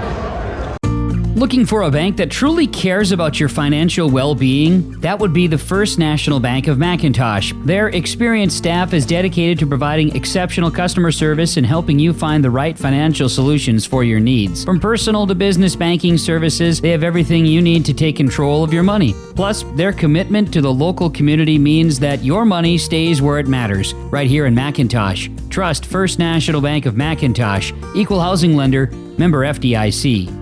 In today's competitive market, your company needs a manufacturing partner that can deliver high-quality products, on-time delivery, and unmatched expertise. Team Industries of Bagley has been a leading provider of precision machining and manufacturing services for over 50 years. Whether you need custom-made parts, precision engineering, or complete assembly services, Team Industries of Bagley can help you take your manufacturing to the next level. Visit their website today to learn more about their capabilities or give them a call to schedule a consultation. At Winnie Mac School, we're shaping the leaders of tomorrow with dedicated teachers, a strong sense of community, and opportunities to excel in academics, arts, and athletics. We strive to give every student a chance to succeed. From kindergarten through high school, we offer a supportive environment where students can grow, learn, and discover their full potential. Together, we're building a brighter future. Join the Winnie Mac family, where education and community go hand in hand at the Winnie Mac School. Welcome back to the Year Live event robotics show. We are here at the Granite City Regional, and I'm going to let you guys introduce yourselves and what team you guys are for. So we're from Team Rock Solid Robotics from Two Harbors, Minnesota, just up on the North Shore, a little past Duluth. We're Team 4656. This is our second regional this year. We competed the week 1 and we're competing again. We haven't done a second regional in a long time. What's your name? Oh, my name's Isabel Mecklin. I'm a high school senior. This is my 4th year on the team, and I'm the co-captain. I'm Alex, also a co-captain for Rock Solid Robotics. Okay, awesome. So, senior, both seniors. Okay, so last year of robotics, how long have you guys been doing robotics for? So I've been doing robotics. This is my 4th year. I've been doing it since 9th grade. This is my 2nd year as captain. Same for me, yeah. Oh, okay. We didn't have any seniors on the team last year, kind of due to COVID. Right. So we've been captains the past 2 years. So kind of had a practice year last year, and now we really know what we're doing. Okay, perfect. Well, with that being said, I mean, what does a captain do? Anywhere from managing like the group chat, making sure people show up, coordinating mentors, but also like recognizing skill sets of who does what on the team. Honestly, a lot of the boring stuff. It's kind of just like being, on the team, just like a normal member, but extra scheduling and managerial duties. But a lot of rewarding aspects too. You get to really, as part of captain, a lot of what you're doing is being there after hours and spending extra time working on the robot. And it's cool to see it all the way through. Okay, awesome. Well, besides being captains, I mean, do you guys also have specific things that you guys are doing on the team, or are you guys just captains? So I've always been really involved in the building of the robot, the design aspect. The past 2 years, just due to like lack of people, I've really taken on like the media marketing, getting sponsorship role, some of the design aspects of like our t-shirts. Like I helped a few girls hand draw these t-shirts. So you hand drew the t-shirts? We used a software and they had a electrical pencil, but they were all hand drawn. Awesome. That is so awesome. Just kind of helping other people explore things, and giving them the opportunities to. That's awesome. Sure, and I mostly do electrical programming, but with such a small team, everybody kind of ends up doing a little bit of everything. Okay. Oh, awesome. Now, this being your second regional this year, how did the first regional go for you guys? That was week 1. Best regional that I've been on, like during the team. We were alliance captains. We had a really like good. Not to mention that we did like well in the placing, but I felt it was the best like teamwork wise. We've done the best like advertising. We had a really cool pit design. I don't know if you saw it, but we have we have bubbles everywhere. We really took like the water theme, the t-shirts, the banner was all hand done. A lot of work went into it, but then we also placed 5th in like the playoffs. We were alliance captains. That was a really cool opportunity. Would you say it was the best we've had? It was awesome. Rock solid, you could even say. That's good. Now, from week 1 now to, Granite, the Granite City Regional, I mean, how much has the robot changed from then to now? We've really been trying to... We really emphasize keep it simple, and keep it solid. So we haven't made any super big component changes, but we've been fine-tuning.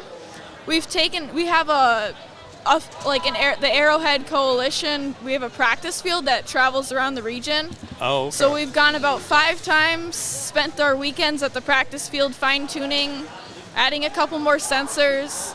I know you restructured the programming almost completely, so... But as far as the robot build, not too much changed. Okay, awesome. So restructured the entire program. So, okay, why did that have to happen? Sure. So with such a time crunch and programming-wise, a lot of layers of spaghetti get added on top.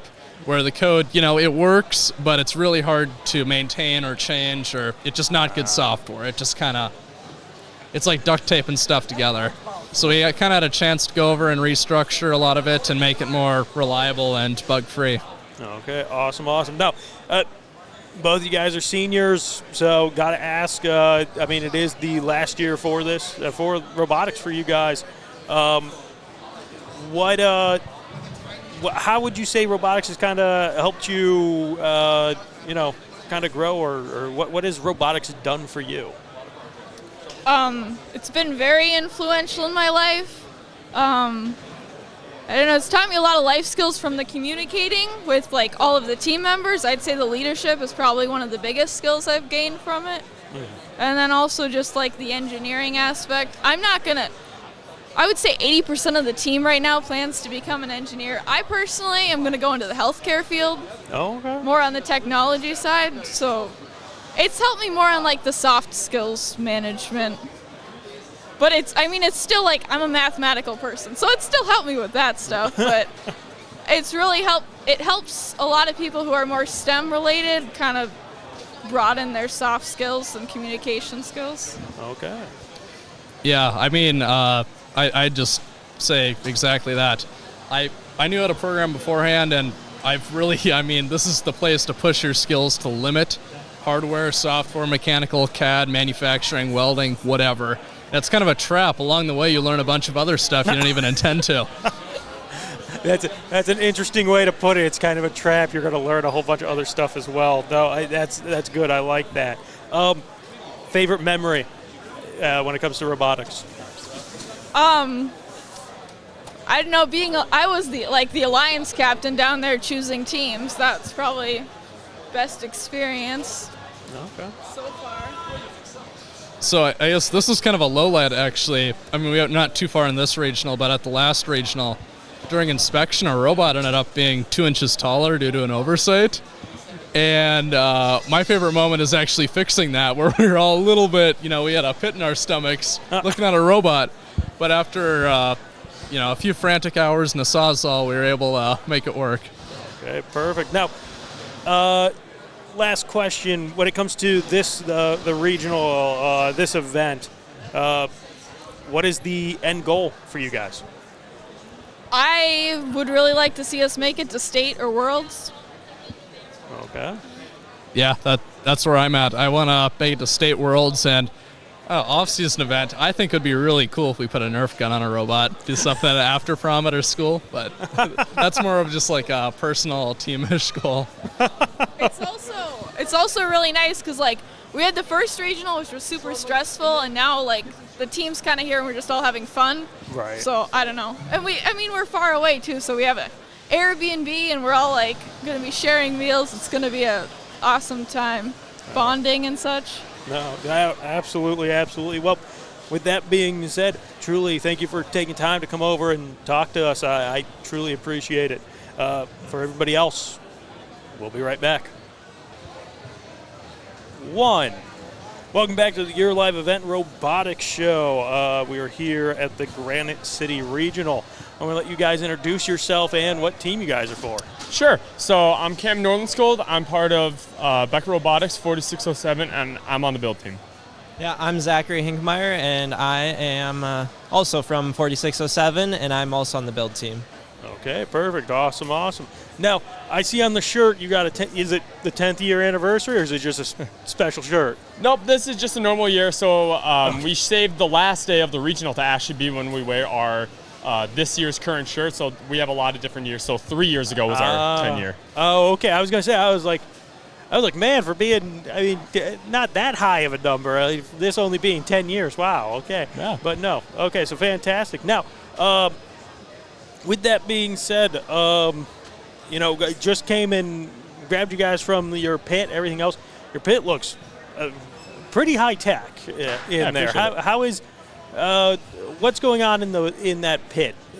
So, in terms of the physical flow, we have two main pits, and then we have our pack out stack. So we have one pit that's dedicated to the batteries, and all that for the robot, and then the other one's for the tool. So when me and Zach need to actually do a pit checklist or run through assembly and fixing the robot, or just generally making sure stuff is good, that's what that pit is for. And then our pack out stack is general electronics, and it's what our electrical guys work out of. So they're strippers and their snips and all that type of stuff. Okay, awesome. Now, how's the robot doing today? Robot's been really good. This season we kind of put a lot of emphasis on making sure it's a quality robot, a well-built robot. So we're bored. Like we're sitting on the counter basically, and we have some chairs in there that we're really making sure function pretty good while we look at the screen. It's going well. Right now we're figuring out some general programming stuff, but there's always a little bit of programming kinks and stuff to work out. But no, it's been good. Okay. Yeah, our robot's pretty mechanically sound and very robust and durable. We've barely had to change anything on fix anything. Okay, and I'll say this: when we were walking past and everything else, like that arm or that scoring system, that thing whipped around real quick, and I was like, oh, that thing's quick. So you guys are.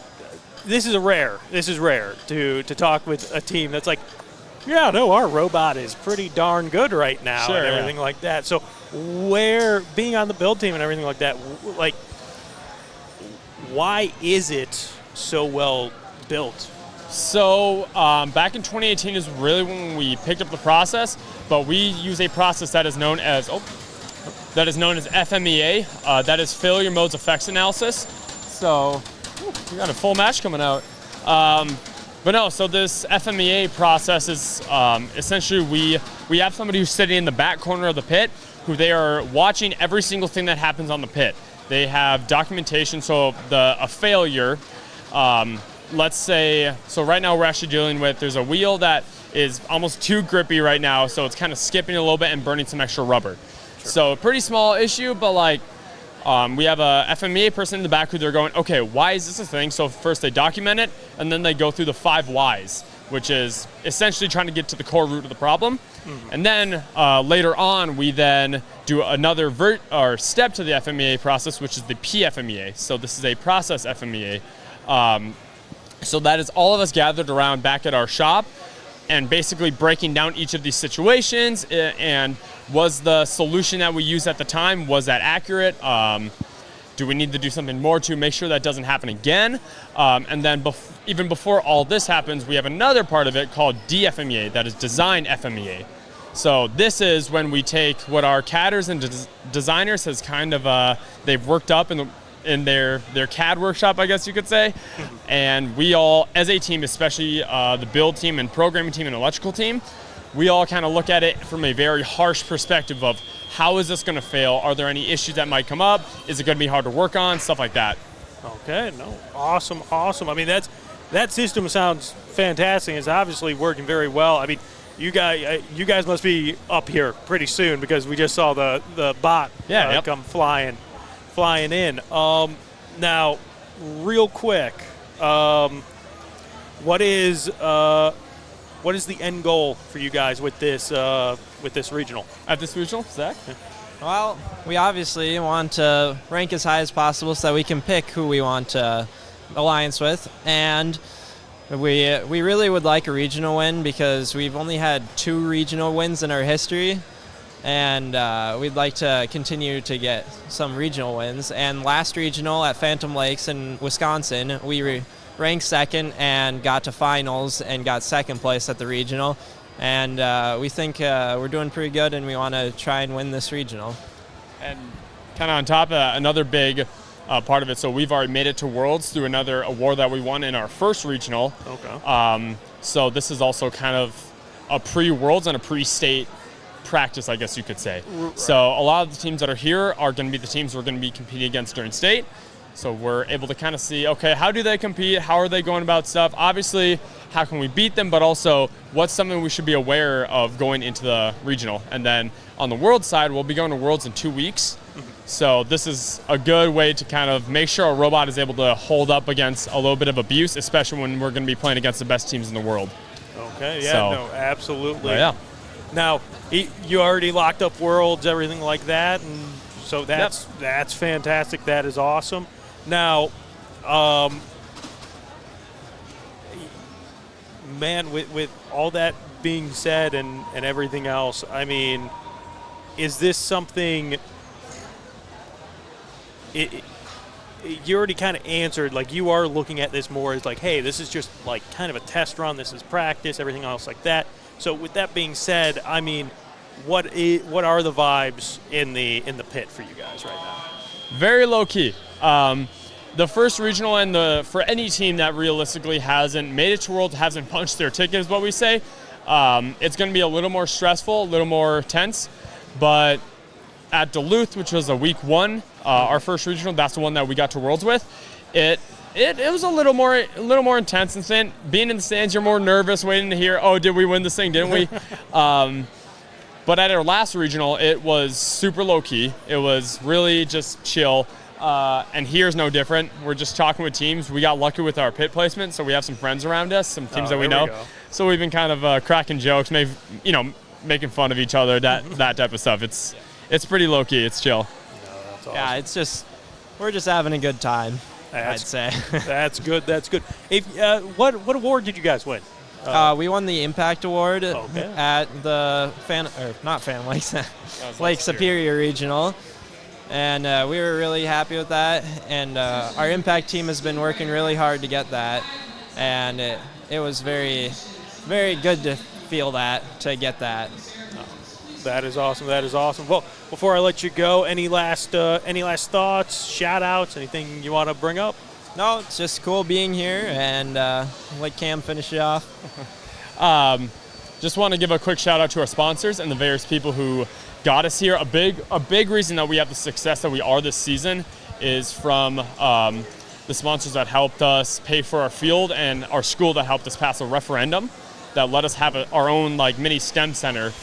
So we've had a massive field that is just as accurate, if not more accurate than that field that is out there right now that we'll be competing on. So just like any other basketball team, having an accurate court is crucial to making sure that we have a good robot. And another really cool part is every single team that is at this event, they're also enjoying the fruits of that labor because the field that we've been using for practice is the one that we have as the practice field over there. So huge shout out to all the people who have supported us and made sure that that's an ability, a freedom that we have over these last couple months. No, that's fantastic. That's fantastic. Well, seriously, thanks for coming over. It's been awesome talking with you guys. For everybody else, we'll be right back. Welcome back to the Year Live Event Robotics Show here at the Granite City Regional. I'm going to let you introduce yourself and your team. So my name is Gael Gonzalez Lopez. My team is the Plaid Pillagers 2538. We're from Morris, Minnesota. We come from the Morris Area High School, and we're very excited to be here right now. Fantastic. I'm trying to think where that is. How was the drive to get up here? So it was about 1 hour and a half. Oh, that's a good drive. That's not bad. That's not bad. I've talked to enough folks. I mean, we got people coming from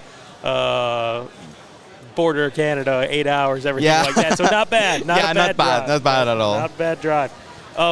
So let's actually let's get back with the robot, everything else like that. How is the robot running for you guys? Well, so some of the systems are working perfectly, actually better than we anticipated. So last week we actually went to the 10,000 Lakes regional in Minneapolis, and we were kind of scared that our robot wasn't going to work the way that we expected it because we actually didn't have that much practice using it, but it actually went very, very well. And right now we're just trying to finish some of the systems so it can work just perfectly. Awesome. Now, what do you do for the robot? What's your job, or do you do a little bit of everything? So our team is very small.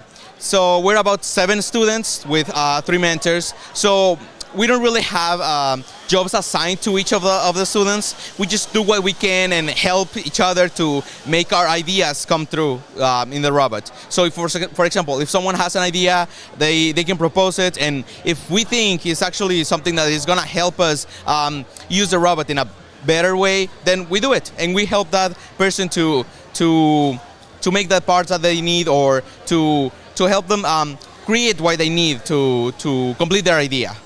Okay, fantastic, fantastic.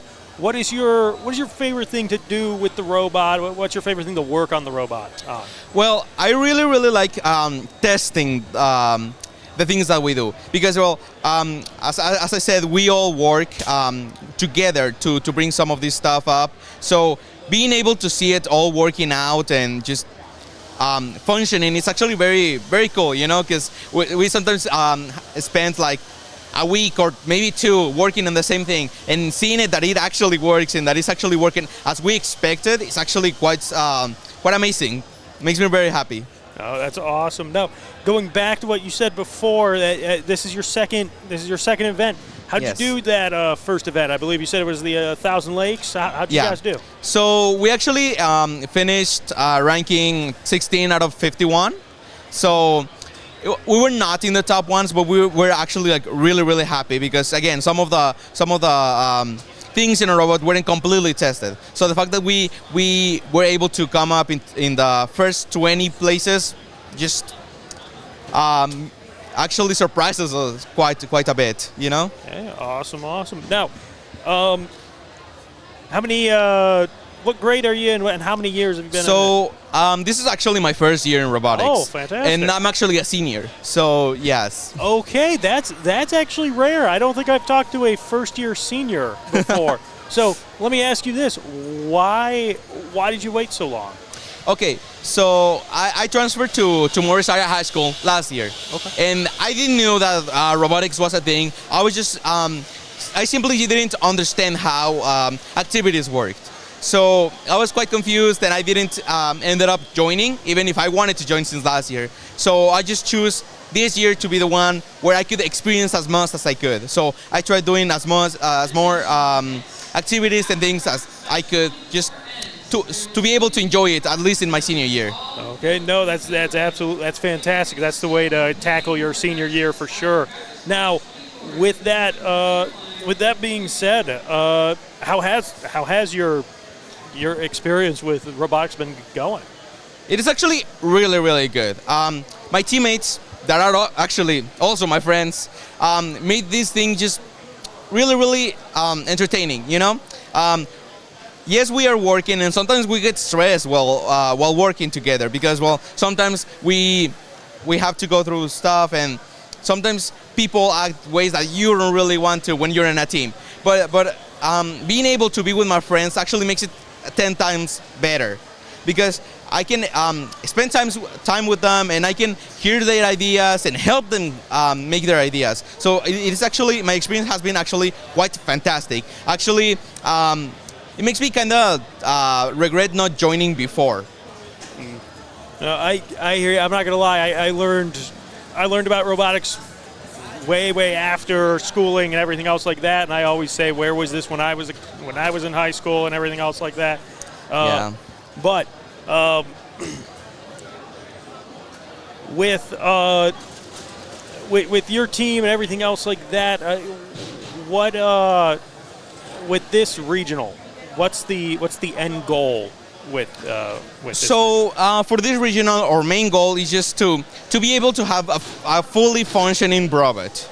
Of course, there's we could aim for bigger, but the first thing we want to make possible is to use a robot the way that we intend to do it. So, for example, finish the climber, work with a system to take algae out of the reef. Because, well, actually, our system that we have for coral is actually very good. We just wish we could practice more so we can just make it faster. But overall, our goal is just to improve our robot. Okay, no, perfect. Now, last question. Last question. Any shout outs, any last thoughts you want to share? Shout out to one of our mentors, Eric Buchanan. He's like one of the most honest and helpful people I know. I actually, a couple of months ago, in my school, we have this program called a mentorship, where we basically go and job shadow people. And I actually went and did it with him. It actually was one of the best experiences. And all I can tell you is that he's a great person, he's a great mentor, he's very knowledgeable, and he tries to help you as much as he can. So I can just say that he's one of the best people I know. And he's quite actually quite inspiring. You know, I wish I could be more like him actually. That's fantastic. Well, thank you so much for coming over and talking with me. It's been fantastic. You've been fantastic. Thank you. For everybody else, we'll be right back. Welcome back to the Year Live Event Robotics Show. We are here at the Granite City Regional, and I'm going to allow you to introduce yourself and your team. So I'm Bianca. I'm the captain of the Electric Lakers 3278 robotics team. And yeah. Fantastic, fantastic. Now, I'm lucky enough here, like I am literally right in front of your pit and everything else like that. Now, I noticed just moments ago, you guys were talking with judges and everything else like that. So what were you guys talking with judges? Just our iteration process of our bot, deciding what worked for us and what didn't work, and just our build season stuff. Fantastic, fantastic. Now, the iteration and of the bot, I mean, those judges, are they looking to, are they judging for awards that are going to come up during today and tomorrow? Or? I think so. I'm not completely, I'm not completely sure, but that's what I would guess. Okay, fantastic, awesome. Well, I know last time we talked was Grand Forks for you guys. So how did Grand Forks go for you guys? It went pretty well. We had lots of kinks to hammer out. Our bot's running better this time, and we ended in 32nd place, which isn't bad for our team. So, yeah. Fantastic. Now, going from Grand Forks was what, 3-4 weeks ago, something like that, to now, what has practice looked like for you guys? What is the tweaking like? Yeah, so our first thing was we had ditched the climber right before Grand Forks because we were overweight and it just wasn't functioning correctly. So it was first find a climber that can work even if it's shallow. So we prototyped 4 different climbers and then settled on this one, but not for deep. Me and a couple others were like, why don't we just try shallow? And we tried it and it worked, surprisingly. And yeah, so that was our climber. And then our grabber actually was alumina, thick wall, so it was really heavy. And we were like, let's change that to polycarbonate. We might be able to lose some weight for the climber. And it ended up not losing weight. But we got a poly grabber, and that actually works a lot better. It holds the algae a lot steadier, and it's just easier to not break. And so, that's crazy. So you switched out the heavier iron for carbon fiber, but you lost no weight on it somehow. Yeah. That's absurd. That is some crazy stuff right there. Now, in this competition with the Granite City, how's the robot faring now for you guys? Okay, we've had lots of communication issues. So apparently our radio was bad. So we are actually borrowing First's radio right now. And we're new to using a button box for driving, or operating actually, with presets. So if I want it on level 4, I just click a button, it goes all the way up to level 4. That's supposed to be how it works. But we've been struggling with that. We've been using joystick mostly, because it's been very unstable. So lots of wire communication errors, stuff like that. Okay. I mean, with that being said, I mean, in the pits and everything else like that, I mean, how are the vibes in the pits? Is it like, oh man, we got to get stuff done, we got to keep on working on stuff, or is it pretty... Yesterday, me and my sister were a little frantic. Can't even lie. We were being a little short with everyone, but we decided that let's have fun. We usually don't have 2 chances. This is our first time doing a second regional. Oh wow! So it's just in my mind, it's a bonus round. We can do worse, we can do better, we can do last place. And it's just, we get more chances to compete, meet wonderful people. So I kind of threw the being snippy to people out the window and am just trying to have fun, keep everyone's spirits up, just trying to be like moral support to everyone while fixing our issues as fast as possible with as little like bickering as possible. Okay, no, that's fantastic. Now, with that being said, what are you guys hoping to accomplish here with this regional? What is the end goal for this? Well, my like dream is to make it to state. Okay. So I really want to go to state.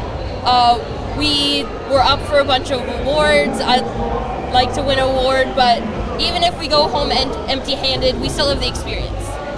So it's bringing kids to this wonderful place and teaching them about STEM and job opportunities for the future. Absolutely. Now, you said, your major goal is state, is that. So what has to happen for your goal to come? I kind of do a little bit of everything. Oh. I try to, like, a lot because I'm interested in all of it.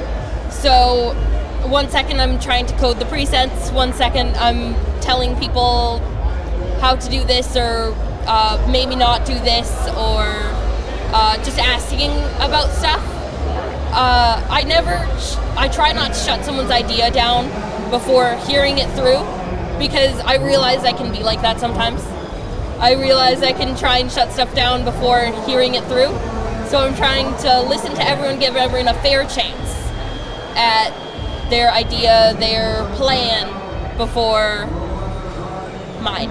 No, perfect. Now, before I let you go, any shout-outs, any last thoughts you want to share with us? Thank you to First for putting this on and borrowing us the radio, and thank you to my best friend, sister, that came to every one of my competitions ever. Oh, that's fantastic. That is awesome. Well, truly, thank you for coming over. Thank you for talking to us Thank you. again. For everybody else, we'll be right back. Welcome back to the Granite City Regional here on the Your Live Events Robotics Show. I'm going to let you introduce yourself and your team. Yeah, my name's Tatum. I'm from Team 3026, Orange Crush Robotics. Okay, fantastic. Now, literally just caught you guys coming off of the practice round. How's the robot doing? How was the practice round? Well, it was doing all right. We have to tweak our L4 scoring. That was one thing we kind of knew going into the match. We're just trying to figure out our elevator height right now. Okay. We had it working at home, but our DIY reef not quite as robust as these, and so it kind of wiggled around a little more. Other than that, everything else worked pretty all right. Autonomous didn't, unfortunately, just due to our elevator hitting this magic number that tends to pause it for some reason. Oh. Still working that one out. Oh, man, crazy. Now, you mentioned something we haven't really talked about with folks, but you mentioned, the practice and making your own reef and things like that. Bring me into what does practice look like for you guys? Well, it's pretty chaotic, but on the good nights, it tends to start off with a little meeting about what we're trying to get done, what we want to accomplish, and we just kind of all split off into our own little groups. Drive team will go drive, builders will build, programmers will program. That's awesome. Now, with that being said, what job do you have, or are you a little bit of everything guy? I am very much a little bit of everything. So I'm our team's driver, a builder, and lead CAD. And then I don't do too much programming, but I've learned a few of the terms so I can at least help out a bit. Okay, fantastic. Now, being able to do a little bit of everything, right? What's your favorite thing to do? I love CAD.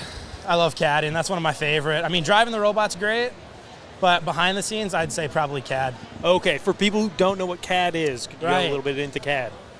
So CAD is when you have a computer software where you can digitally design 3D parts. For us, we 3D print and CNC many of the things we CAD, as well as just that's how we plan out our robots. Okay, fantastic. Now, the 3D, the ability to 3D print and everything like that. Now, how important is being able to do that for you guys? It's really nice. We just recently got a new printer that's been running a lot better than our old one, and so we've been trying to incorporate it as much as possible. Whether it's prototyping or a final product, 3D printing just has a very, very high prevalence on our robot, yeah. Okay, fantastic. Now, saying it has a high prevalence on the robot and everything like that. Now, what is something that most people wouldn't think you're 3D printing, but you guys are 3D printing? Well, so one we had done this year was we 3D printed some bearing blocks for our elevator. Oh. Which worked all right. However, I don't think we were using the right material because they were breaking. We switched that one over to metal now, but we also had a 3D printed climber. We had a kind of a barb, so almost like an arrow that collapsed in on itself to go into the cage. Okay. And it lifted the robot just fine. Wow, awesome. Now, that little arrow part, like, how do you guys decide, like, hey, you know what, this is what we need to do? Is that completely being designed by you? Or yeah. what? So starting out of the season, we were knew we wanted to go for the deep cage because just the point difference, it seemed worth it to try for that. Right. And had our guy who catted up our climber last year on it this year again, and he knocked it out of the park again. Great design. Basically, his plan was just you have an arrow, so you can go anywhere in the side of the cage, and then it forced itself together so you didn't have to make the cage line up to you. You lined up to the cage. And once it sprung back out, we had some hooks that were on the barb, and they latched onto the bars of the cage. No, that is awesome. Now, is this your guys' first event, second event? This is our second event this year. This is our second event. What was the first event with you guys? We were in Grand Forks, Great Northern Regional. Okay, Yeah. so you guys were in Grand Forks. Okay, fantastic. How'd you guys do in Grand Forks? Not great. I think we were 48th or 49th. Okay. Big part of that was due to those bearing blocks breaking. Right. Okay. So the big thing was the bearing blocks. You guys. Yeah. From then to now, you guys have. Oh yeah, we switched those to metal, and it's been running like a dream. Okay. No. Fantastic. I mean, besides that, anything other big updates on the robot since Grand Forks? Vision. We added a vision system between then and now, mostly because in Grand Forks we were 3 pounds overweight. Oh. And so one of the first things to go was vision, just because we hadn't actually tested it yet, seeing as we had just built our robot in about a week prior to competition. And so unfortunately that one was cut at Grand Forks, but then it was a primary focus for this one. And that's been working all right too. Okay, awesome. Now, that's interesting. It's the second time I've heard vision for a robot. Right. Yeah. Today. Go a little bit into what is vision? Yeah, so I mean on the field we have the April tags, which are essentially just the dumbed down QR codes. And we have a camera that's running a processor that reads those April tags and knows which one it's looking at, or multiple. And then it can calculate based on the angle where we are on the field at all times. And so we've been using that to run our odometry. And our autos, our autonomous, use that to line up, as well as auto lineup and teleop. That is awesome. Now, before I let you go, this could be for yourself. This could be for the team. What is the end goal for this competition? Well, I don't think we can do any worse than 48th because I believe it's only 48 teams registered here. So rank-wise, we should at least be able to do just as good, if not better.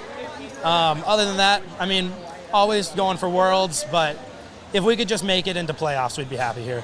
Okay, no, that's fantastic. Now, before I let you go, any shout-outs, any last thoughts you want to share? Yeah, definitely got to shout out our coaches and mentors, always there for us, putting in the extra hours that we just come to need when you're building a robot in a week. You know, it gets to be some late nights, and very grateful for all of them. I know the whole team is, so. Okay, no. Awesome. Well, truly thank you for coming over and talking with us. Truly appreciate it. For everybody else, we'll be right back. Welcome back to the Your Live Event Robotics Show. We are here broadcasting from the Granite City Regional. And I'm going to let you guys introduce yourself and what team you guys are for. My name is Wyatt Lean. I'm on Robotics 5658. I'm on the same team, and my name is Kellen Johnson. All right, awesome. Well, it is practice day right now, so you guys have probably done 2, 3, 4 practice rounds and everything like that.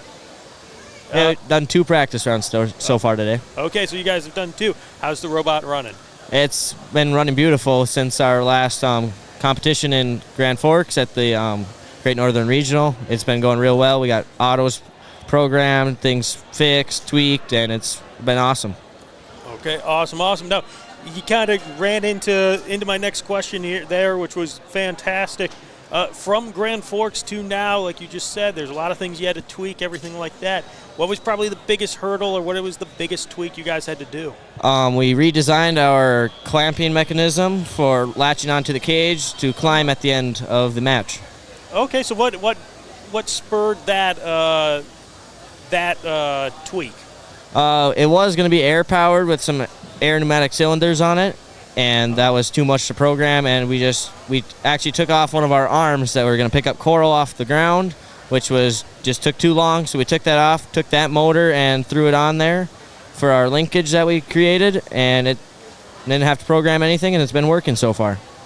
Fantastic. So once Grand Forks is done, you guys are sitting in practice, everything else, deciding, like, how does that decision of, like, hey, we're going to drop this function of the robot completely and not this function of the robot completely? It's kind of just watching how we've been doing, what takes too much time, what we've been good at, and what other people like us doing. Okay, perfect. Now, what job do you guys do on the team? I'm one of the builders. I'm also a builder, and I'm the coach on the team. So. Okay, fantastic. Now, with the building part, I mean, it's so crazy to think, because to just Joe Schmo watching and everything else, they might think like, oh, the build season is when you build and then you're done building. That is not at all like you guys just said. You turned around. That was Grand Forks was what, 3-4 weeks ago? 3 weeks ago. 3 weeks ago, you guys added on and built so many other things on it. Now, why did you gravitate towards the build, or was it something just thrown on you? What was that? Why did you gravitate towards building, or was it like, hey, you have to build? I kind of was towards the building side because I work on the farm at home, and I enjoy building things, turning wrenches, and same reason. Okay, perfect. Now, you bring up a good kind of a correlation with farming and robotics. How much of that, the farm and robotics, how much does that kind of cross over with each other? Well, I learned like new ways to machine parts out and manufacture kind of our own parts, and a lot of wiring that you learn. Yeah. Now, how many senior? What year are you? Huh? What year? What year? Yeah. Senior. What's your grade? Oh, I'm a freshman. Freshman. I'm a sophomore, and I have the most experience on the whole team right now. Oh, no joke. Yep. It's my 4th year, and wait. This will be my 3rd year. 3rd year, 4th year, and 3rd year. Okay, fantastic.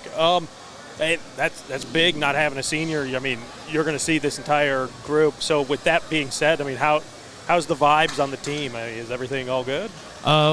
Since I've been on, like, my class has gotten into it, and we all enjoy it, and we all really wanted to come down here this year, especially because we've only done one meet or one competition for as long as I can remember. So being able to do 2 is a huge vibe increaser, especially because like it is pretty fun to be here and be at the hotel and just hang out with your friends. Absolutely. Now, when it comes to this event, what is the team goal for this event? What do you guys want to do at the end of this and everything? I hope we can get picked by one of the teams. Even better, pick a team. But I'm not sure if we're quite at that level yet, because we are a young team in my eyes, and I think that top 30 would be a great goal to have, and yeah. Anything different for you, or is it? Yeah. It's basically the same thing he said. Okay, no, perfect. Before I let you guys go, what do you think of the game this year?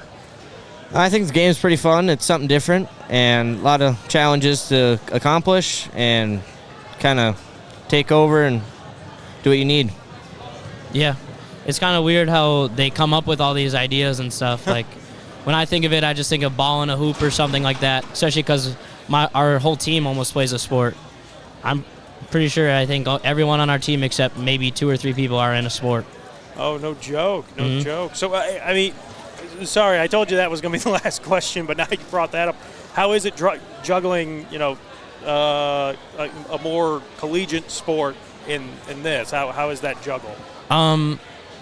We just got done with basketball like 2-3 weeks ago, so it's not that hard, I guess. You just go after basketball practice or golf practice or something, and then you show up till about 7 o'clock or as late as you can go, as late as you need to be home.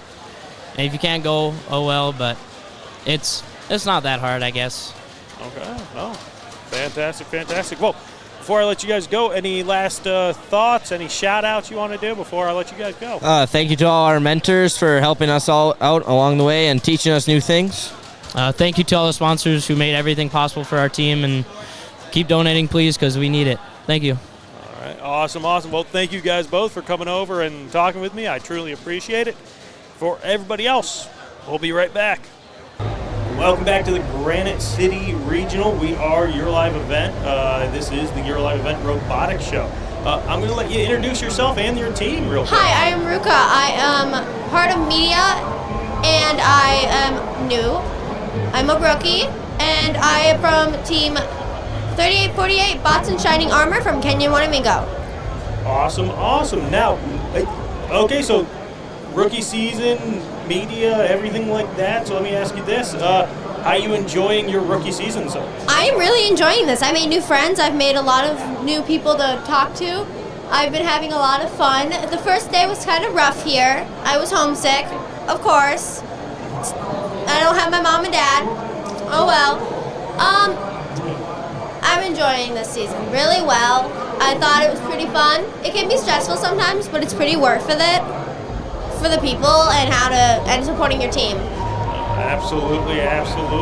Now, for the team, is this your first regional event, or is it your second regional event? This is my first regional event. I went to practice rounds once, but our robot wasn't working well, so we had to go early. We did go to Byron, and what was the other one? Give me a minute. Mainly Byron, but there was another spot we went to, and it was like an hour away. Can't remember. If that's okay, I'm sorry. Okay, no, that's completely fine. No reason to worry about it. Now, how's the robot doing? How's the team doing? So we had a rough start today. This was and yesterday. Yesterday, our robot wasn't really working well, and so our fabrication and our designers all had to stay a little later than what the normal people wanted to stay, like 6, let's say. I think it's going pretty well. We finally got our climbing mechanism off the ground finally, which was really exciting for all of us. I think that we could do better next year if we put everything together more, and we actually do it well enough. And we don't fight. Fighting was the one reason why we had a tough time. And we need to work on that a lot. But we're teenagers. We're all moody. I'm really truthful, if that's okay. No, that is completely fine. Now, with all that being said, what do you think? Well, actually, before we get into that, you said you're media. So what do you do in media? What are the At first, I took pictures, and right now I'm off the job. I was scouting the time we went to Byron, and And so the other one we went to, I can't remember it still, but that was when we started scouting. We went to another spot. It had a really cool like building with like a tiger and all that. Can't remember its name. It's really hard for me. I have memory problems. But I'm pretty good. May's our team media. She's a really good mentor. We really enjoy her as our mentor. I really enjoy her a lot. Media can be really difficult sometimes. You have to work around like Wi-Fi issues, things that's going on, and talking. Talking can get stressful, but it's worth it in the end. It is really worth it. You get to meet new team members, talk to people, enjoy robotics. Absolutely, absolutely. Now, in your opinion, what do you think your team's end goal is? What are you guys hoping to achieve here at this regional? We don't want to win. We just want to have a lot of fun. Okay. If we win, then we're excited, but we don't want to win fully. We want to enjoy our time, and we want to make the rookies. I want to make the rookies feel good about this. We don't have to win. That is my goal. We don't have to win, but we can. Okay. We just want to know what we can fix for next year. All right, no, perfect. Now, before I let you go, any shout-outs, any last thoughts you want to share? I want to shout out Apple Valley. Okay. Perfect.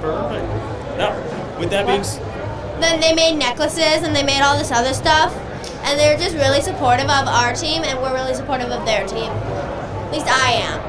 And I would want to shout out my mom and dad, but they're not really here. But they made it so I go. Okay. I also wanted to shout out our coach Max. He's amazing. He pushes and makes everything positive as much as he can. Fantastic. Well, with that being said, thank you for coming over. Thank you for talking with us. Truly appreciate it. For everybody else, we'll be right back. At Enbridge, we're focused on relationships. 23 Canadian First Nation and Métis communities now own an equity stake in Enbridge Athabasca Pipelines. In Minnesota, Enbridge has spent $450 million and counting with Native-owned companies and in wages to tribal members working on Line 3. Every day brings new collaborations, partnerships, and possibilities. Learn more at Enbridge.com.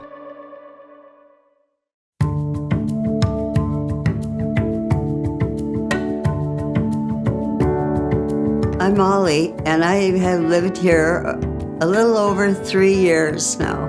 I like the open spaces here and being able to go in and out. I like the fact that I don't have stairs or elevators. I just have most everything that I need close at hand. Gordon Construction of Mahnomen is a Native American-owned business proudly operating on the White Earth Indian Reservation since 1983. As a bonded general contractor, Gordon Construction provides years of experience in large, detailed, and within-budget projects.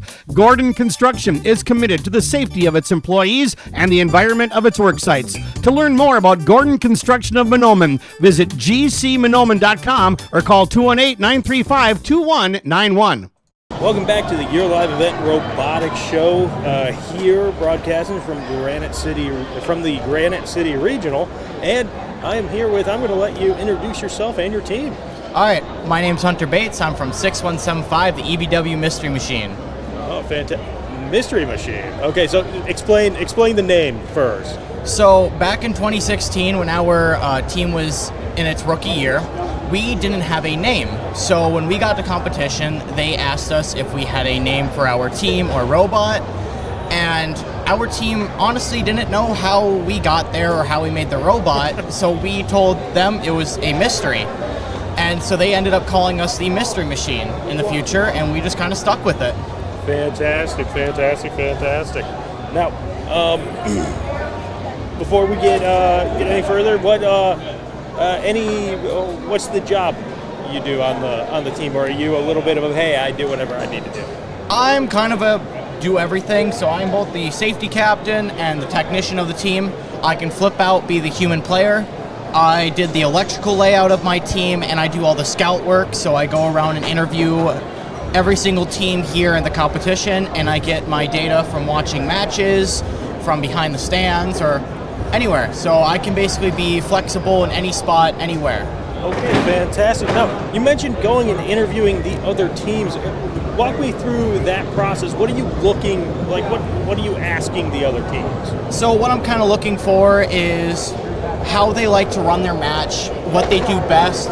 This year with the competition, there's 2 game pieces, so I'll always ask what game piece they work with best, or if they're better at defense. And so I'm trying to figure out how they would complement our robot and what they do that we wouldn't want them doing if they were playing with us that could detriment maybe something we do or something that they do, just so we can work well, the chemistry works, and that everybody has a great time. Okay, awesome. Now, you mentioned safety as well. What is the job of the safety person? So as a safety captain, my job is, well, to keep people safe. So I make sure our pit stays organized. We have medical and safety equipment on standby. So like a battery acid kit is always available. Our med kits are very available.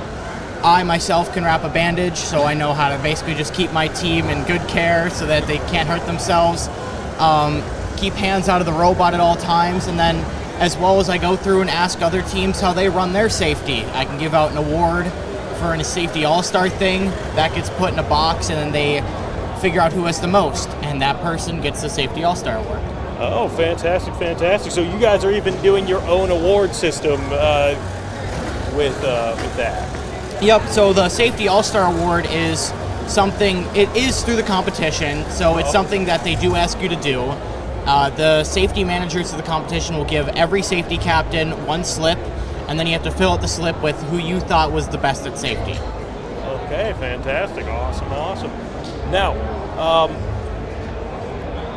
talking a little bit more about the game and how the regional is going right now, how is the robot running right now for you guys? So our robot is actually personally running very well. We excel at the algae, and then we can switch to coral whenever necessary.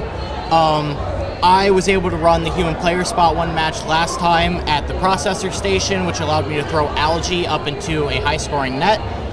And then otherwise, I'm the technician, so I make sure sit back. If anything goes wrong, I'm always on standby.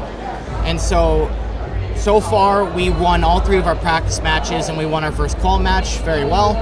And so we're planning on just keeping that momentum going and keep performing. Okay, fantastic.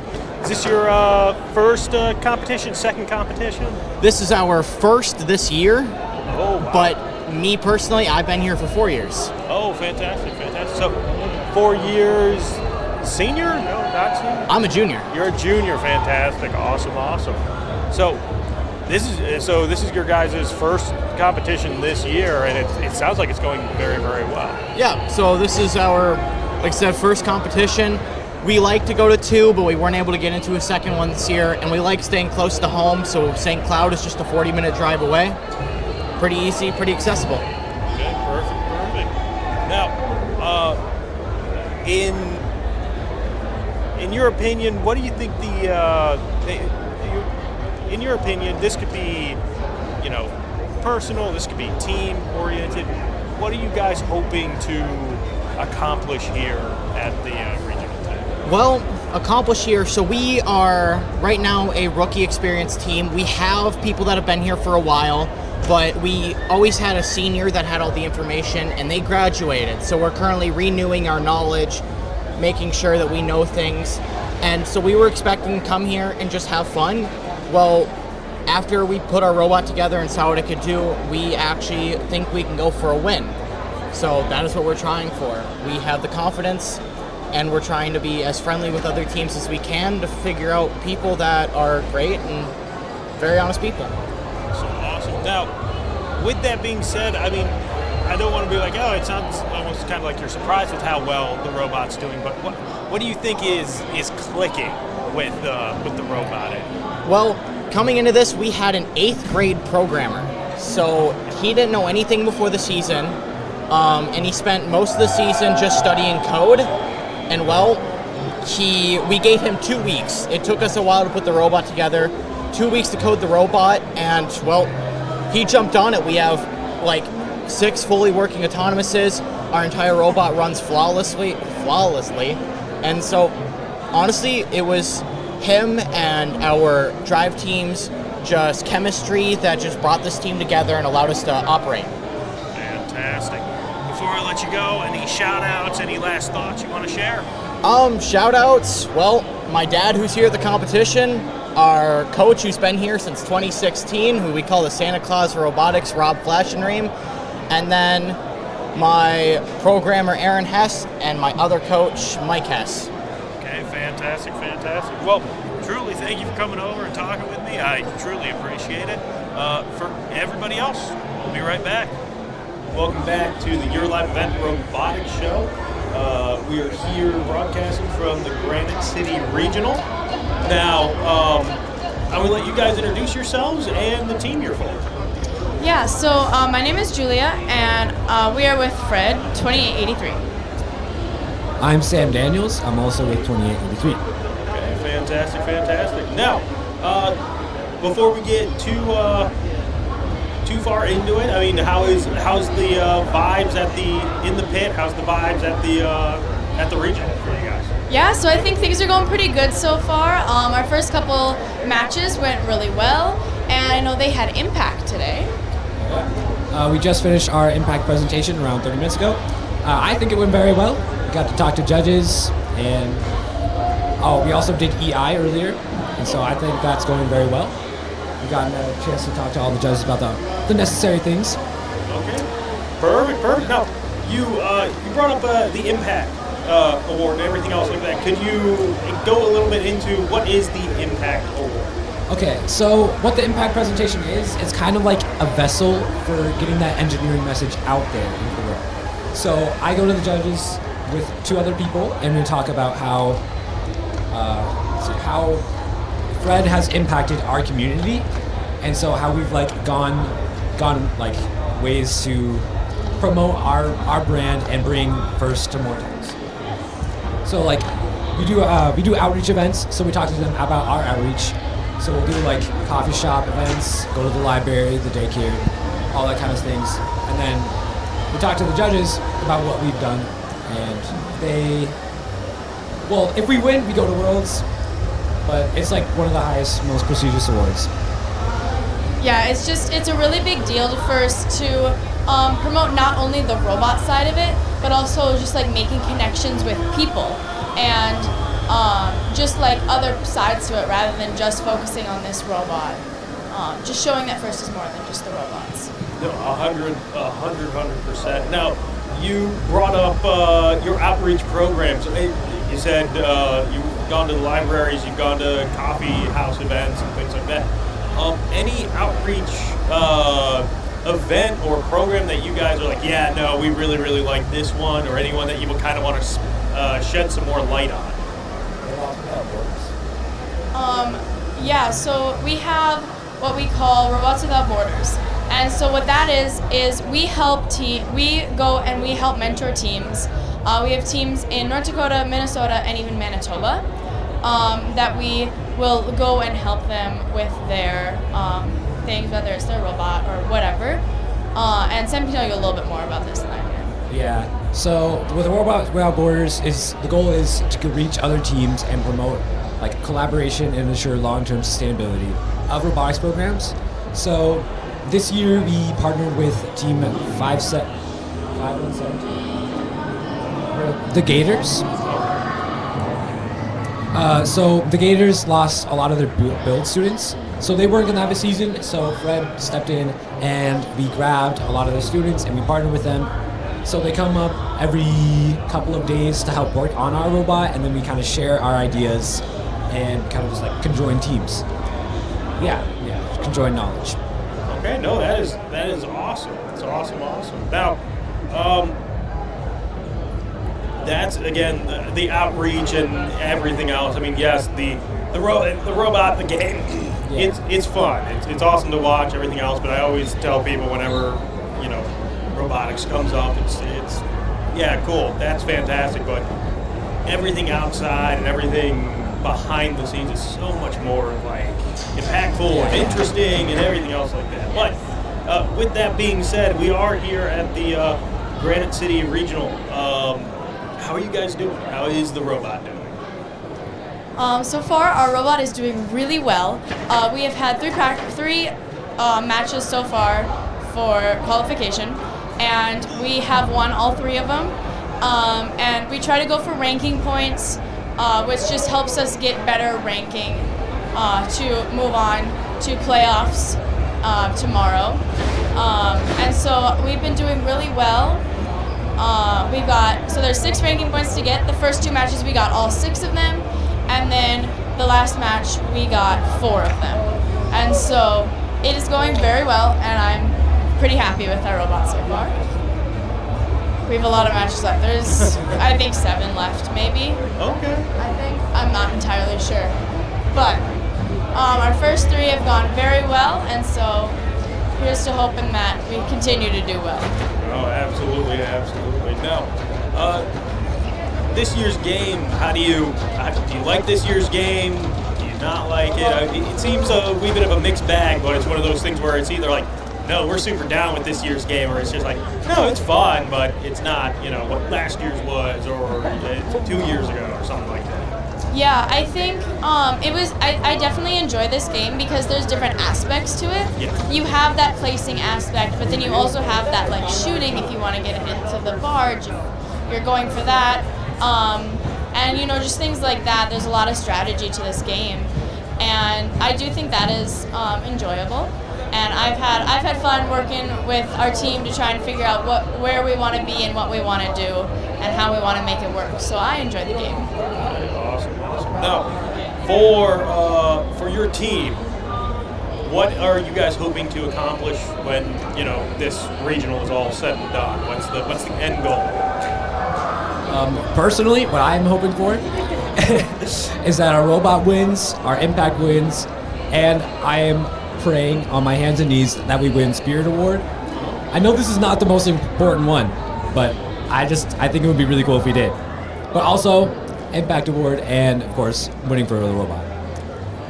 Yeah, I think our robot is doing well enough that we definitely could. And so I'm just hoping that things keep going the way they're going and we have a good season. So Fantastic, yes. fantastic. Now, before I let you go, any shout-outs, any last thoughts you want to do? Shout out to our head mentor, Mr. Colton. I love him. He's amazing. Shout out to Greenbush. I also love them. They're our partner team. I think that's about it. Okay, perfect. Well, seriously, thank you so much for coming over and talking with me. I truly appreciate it. For everybody else, we'll be right back. Thank you for having us. Thank you. Welcome back to the Year Live event Robotics Show. We are here at the Granite City Regional, and I'm going to let you guys introduce yourselves and your team. I'm Elliot Wolf. I'm from Android 3058, and I'm a sophomore. I'm Austin Truno. I'm also from Team 3058, and I'm also a sophomore.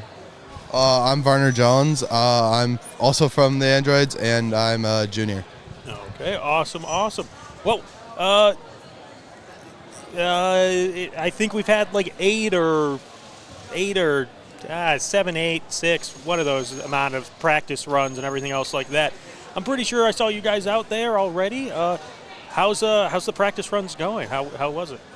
Good. That first practice match was, I think, one of our better ones. We scored 190-90 against the other team, and we did a triple climb with our alliance.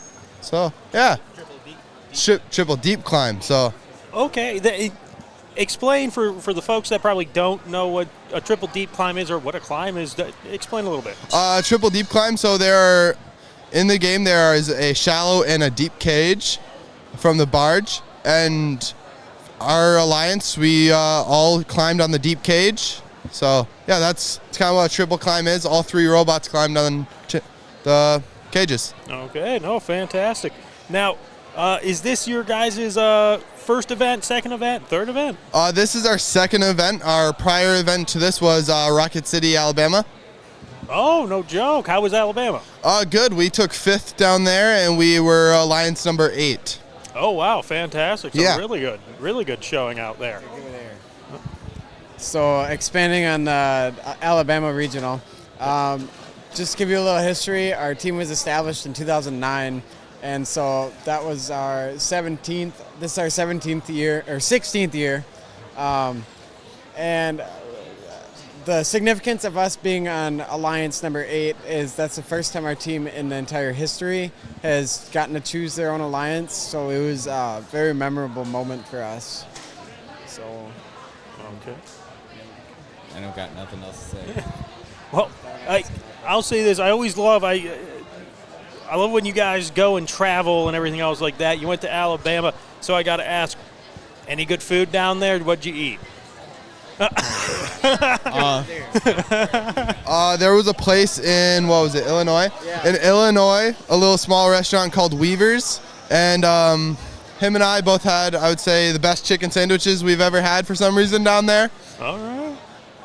That was amazing. Down in Texas, I didn't really. Oh no, Alabama, might be. I didn't really notice anything, but. Well. On our way home is probably a 17-and-a-half-hour drive, so we stopped in Kentucky and got a hotel. And our coach decided that we're going to go to a random Mexican restaurant that had decent reviews. And it was in a big strip mall, and there was a Ross, and there was a Dick's Sporting Good. And we're like, where the heck is this restaurant? And you look in between the Ross and the Dick's Sporting Goods, and there's a single door with the name of the restaurant on it. And it was, I would say, one of the best Mexican. I had a burrito California, and that was pretty good. So. Okay, so the best burrito you ever had was in Kentucky. Yeah.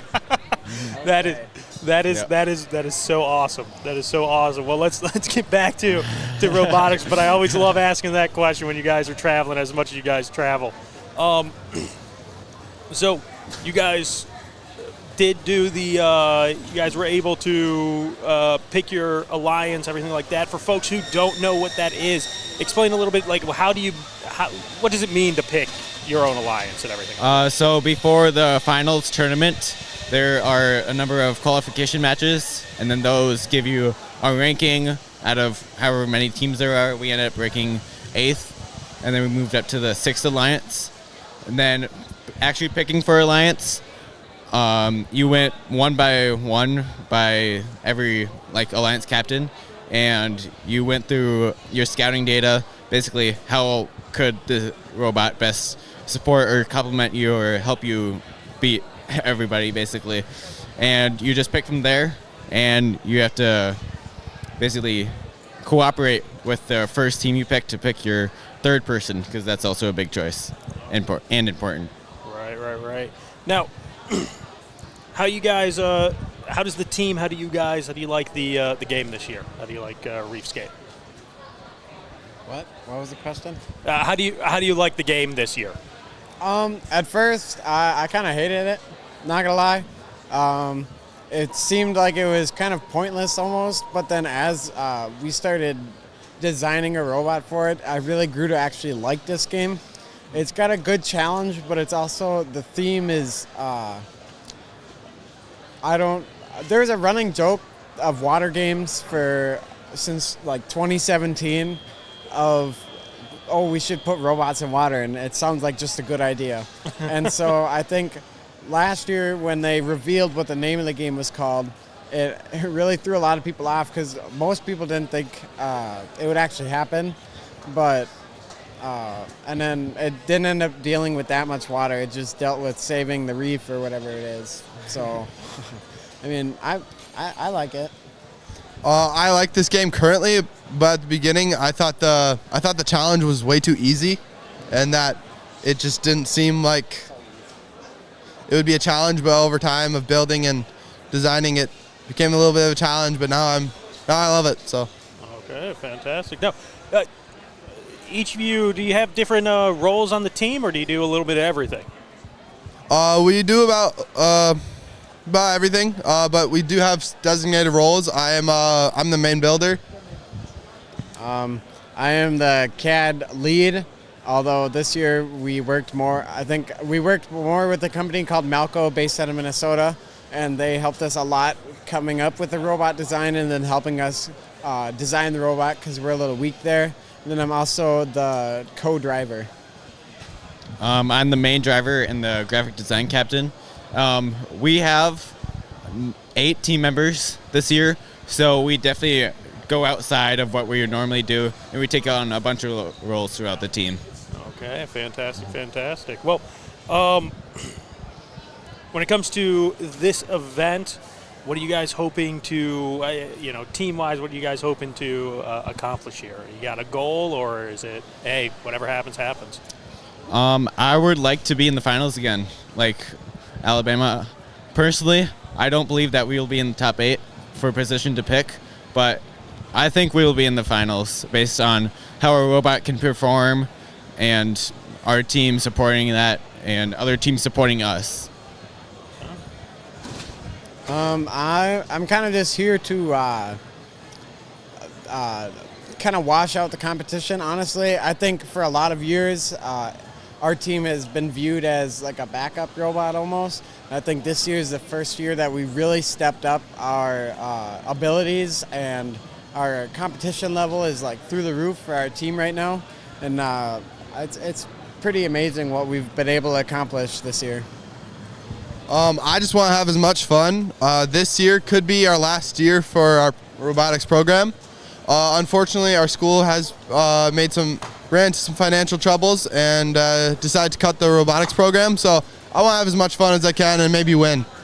Okay, no, absolutely. Well, any shout-outs, anything you guys want to say before I let you guys go? I would say thank you to Cardinals Rising for raising money for our team to try and cover some of the gaps that have been opened up by the lack of school support. Thanks to our hub, they've been a big help, especially in areas of coding and field setup. We've been over to Becker a couple of times to play on their field and practice. That helped us a lot. And then we went to St. Michael Elverville schools. We used their machinery to basically build our robot, the stuff that we didn't have, and they helped support us.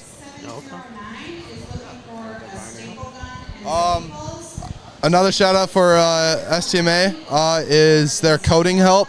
We only have one coder this year, and they excel in that area, so they were willing to help us in that area. So shout out to them. Okay. Well, awesome. Well, thank you guys so much for coming over and talking. It's been fantastic. For everybody else, we'll be right back. Thank you. Welcome back to the Your Life Event Robotics Show. We are here at the Granite City Regional, and I'm going to let you introduce yourself and your team. My name is Finn Kirkelberg. I'm from Team 4728, and we just played our first match and got 21 cycles, so I'm really excited for this competition. Okay, awesome.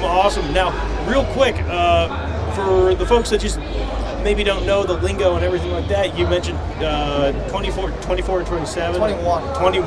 21 cycles. Explain what a cycle is. So a cycle is basically taking a coral or algae and scoring it on either the reef or the barge. And for us, we got 21 corals scored on the reef by ourselves. No, that's really good. That's fantastic. Now, with that being said, like you said, you just came off of your first match of the day, first qualifier match. It's hard to really pick apart anything bad when you're doing 21 cycles and everything like that. But how is the robot running? Are things going better or worse? So far, it's running pretty flawlessly. We were able to get our deep climb and the 3 ranking points, even with losing. So right now, I think we're doing really good. Hopefully, nothing bad goes on. Awesome. Now, is this your first competition this year, second? No, this is our second competition. We won first place at our other competition as the first Alliance captain. Oh, fantastic. Awesome. Well, congratulations on that. What was the other competition you were at? Seven Rivers. Seven Rivers. Okay, fantastic. Now, going into Seven Rivers, having the success that you guys had, I mean, did you guys know, our robot's pretty top right now? Or? Yeah, we were feeling pretty confident after our last regional. I think we were number 2 in Minnesota, so we were feeling pretty confident coming into Granite City. Okay, fantastic. Now, getting first in your previous event, what does that get you? Does that get you state? Does that get you what do you? So that automatically qualifies us for not only world but also state. And at least for our team, it's a huge accomplishment, as that's our first time winning a regional in 13 years.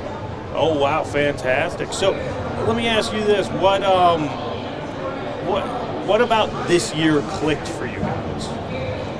I think the biggest thing that clicked for us was, one of the big things was we doubled the amount of students that we had. We went from 4 to 8, as well as we got a lot of kids who specialized in things like CAD, CAM, and we CNC'd all of our parts. So I don't know, I think we definitely had a lot more improvement this year than last year. Okay, fantastic. So, what do you think the growth? I mean, you like you said, you doubled the size of the team and everything. What do you contribute the growth to?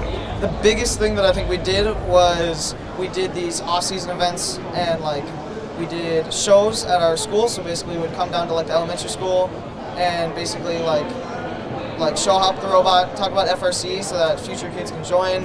We did big truck night, so we went to a car show and we kind of demoed the robot. We did belt sander races. We did a bunch of events and basically reached out, putting posters around our school, trying to get as many kids interested in FRC, and I think it definitely worked. Oh no, absolutely! It definitely.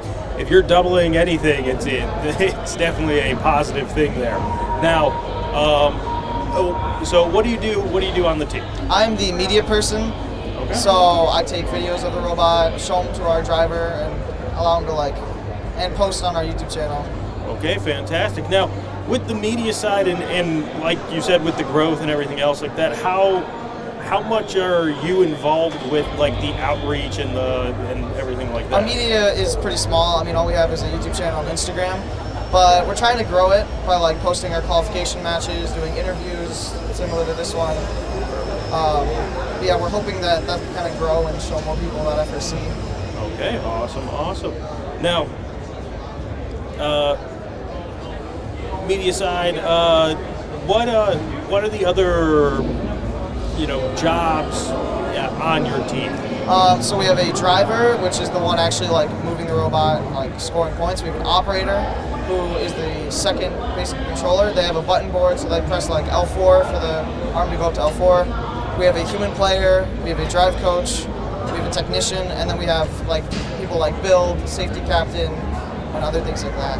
Okay, fantastic. Now, you're already qualified for state, you're already qualified for worlds. So, with that being said, how are the vibes in the pit right now for you guys? It's pretty awesome. So we have 6 mentors this year, and all of them were on the team 2 years ago, and they're all seniors. So they graduated, and we had to reset the team basically with 4 brand new kids. But this is also their first time winning a regional. So I think spirits for everyone is really hyped up, and we're really excited to hopefully do well in this regional. Okay, fantastic. Last few questions. Now, again, qualified for state, qualified for worlds already. What are you guys hoping to accomplish here at this region? I think the biggest thing that we want to work on is definitely figuring out when to climb, working on autos, and potentially adding algae to our robot. So we're basically looking at how well can we do with coral, and if it's worth it to try to add algae before worlds and state. Oh, okay, fantastic. Well, before I let you go, any shout outs you want to give, any last thoughts you want to say? No, I think I pretty much said everything. Okay, fantastic. Well, seriously, thank you for coming over. It's been fantastic. For everybody else, we'll be right back. Welcome back to the Year Live event, Robotics Show here at the Granite City Regional. I'm going to let you introduce yourself and your team, so go right ahead. I am Cooper. I am captain of 7068, have been for second year, our second regional. Honestly, I feel very confident we might be able to go to state. Okay, fantastic. Well, all right, that's awesome. That definitely checks off one of my questions with what's the end goal here for today. So end goal? First of all, get our climber to finally successfully work during an actual match. Get better coral, and more coral in a whole match. Then playoffs, get picked, qualified, whatever it is, and then hopefully get close or get to state. Okay. Yeah. Fantastic. Now, you said finally get the climber to work for you guys. Is that just something that it's just not coming together quite yet? So for just about our whole season, we didn't know how our climber was supposed to work. Okay. We like scrapped the idea halfway through, and then not too long ago, like a month, maybe a month and a half ago, we brought it back, got rid of our algae. Finally, like even last night, just about perfected our locking mechanism. So yeah, just all of a sudden now everything's working, coming into place. Okay, Yeah. fantastic. Now, you mentioned your season thus far. How has the season gone for you? Is this first, second, third event this year? This is our second competition. First was the 10,000 Lakes Regional in St. Paul. Yeah. And we got 32nd. Oh. Yeah. So didn't do the best, but I feel like with all the modifications that we've done over the past week, definitely can go a lot farther. Okay. Now, you mentioned modifications and everything like that. The season, for those of you who don't know, but the season for the robotics competition, like I always say, you really don't have an off season. You're always doing something, it seems like. Yeah. But it is, quote unquote, competition time is pretty short, and it's pretty much all week by week by week. It is. Now, going from one competition to another, you said you had to tweak and everything else like that. How did that, how was practice, how was the vibes when you guys were tweaking all that stuff? So the whole time we were constructing the robot, we had a whole other team just building like field elements and all that, getting everything adjusted for. It was a small team, but I think they got everything like just to scale, just right, just perfect. So when we had our robot ready for whatever, like trying to see if we could actually place coral, do whatever programming stuff we need, see if we need to change anything mechanically. Field elements are there, right when we need it. Easy to set up, easy to use, right there. Okay, perfect. Now, you mentioned you've been captain for 2 years. Yeah. What is the role of the captain? Well, basically the glue that holds all the main pieces together. We have 3 main different teams for building the robot: mechanical, electrical, and programming. Captain makes sure that everybody is talking with each other. Make sure everything's working together, working smoothly. Everybody's doing what they're supposed to. Everybody is able to understand everybody and actually learn from everybody else. If somebody's having a hard time like learning on a certain thing, I can step in and be like, hey, since I know like just the general stuff, I can maybe put it in simpler terms, help them learn a little bit too, and all of that. And then once we're here in the actual competition, there's so much going on. Still got to make them work together here. Okay, fantastic. Now, quick thoughts on what do you think the game is? How do you like the game this year? How does the team like the game this year? My gosh! So for my freshman year, my very first year here, it was the rapid react, where it was just basically a hoop in the sky, had 2 different colored balls. Just shot it in. The simplest game ever, but and at the end you just had monkey bars to climb. This is so much more complicated. You have 2 different, marginally different sized game pieces, different in shape, everything. You have if you want a robot that can do everything, it's gonna be like super crazy difficult.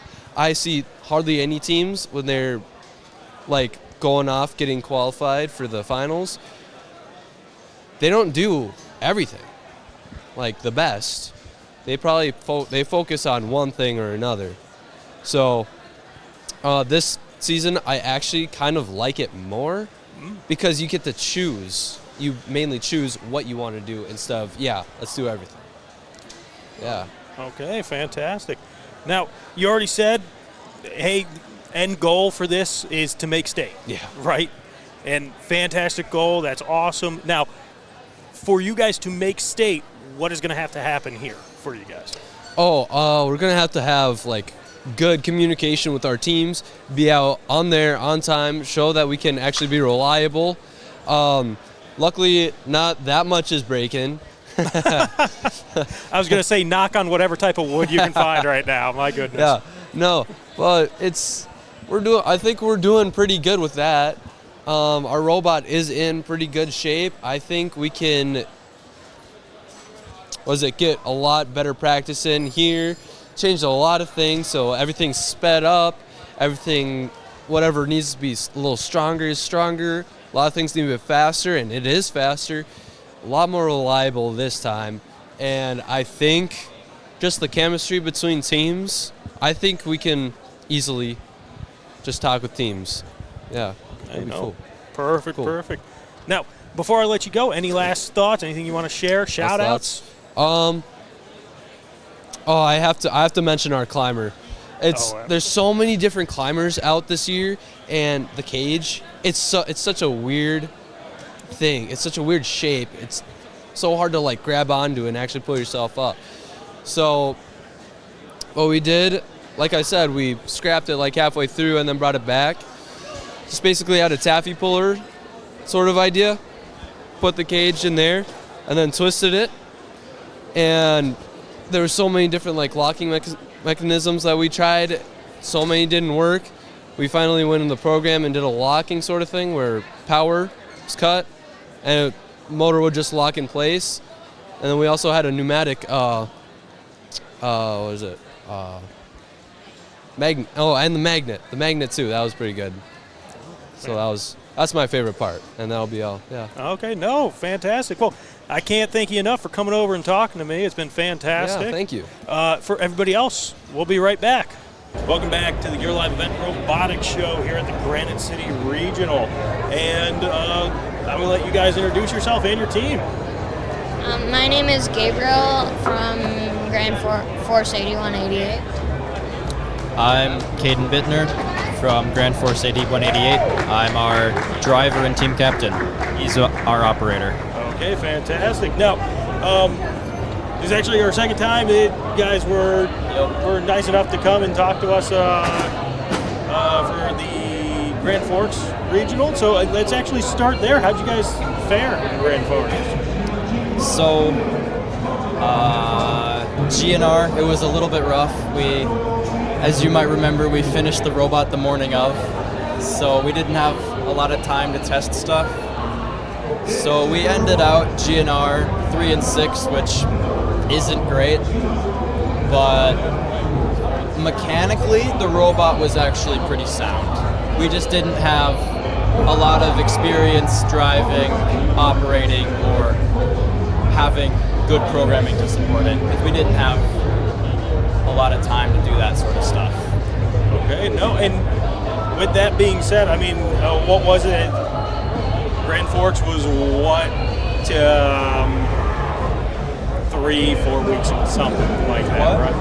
How long ago was Grand Forks? It was like 3 weeks ago? Yeah, 3 weeks ago. So 3 weeks ago, you got the mud under the tires to clean that up. But so what has practice looked like for you guys? Well, we started off just addressing our problems, the reason why we did worse, and then we found out, because originally our design had a springed mechanism, so then we changed that with the motor because the spring was unreliable, and we couldn't do what we wanted to do with it, so then we had to get a lot more weight, so then we had to get rid of our base. It was steel, so now it's carbon fiber. Okay. And that was it was a daring move for us. Because now our center of gravity is It's a little bit higher. It's not that much.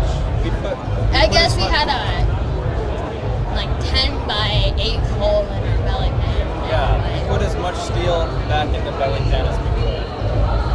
Okay. So we're still right at weight limit. Okay, fantastic. So, all right. So going from whatever material you were running to now carbon fiber, Why the switch? Is it just for the lower weight, or is it? So originally we had 1/8-inch steel as our belly pan, and we had actually mounted the elevator to it. So our truss that we had bracing the elevator, we had that mounted down to the frame.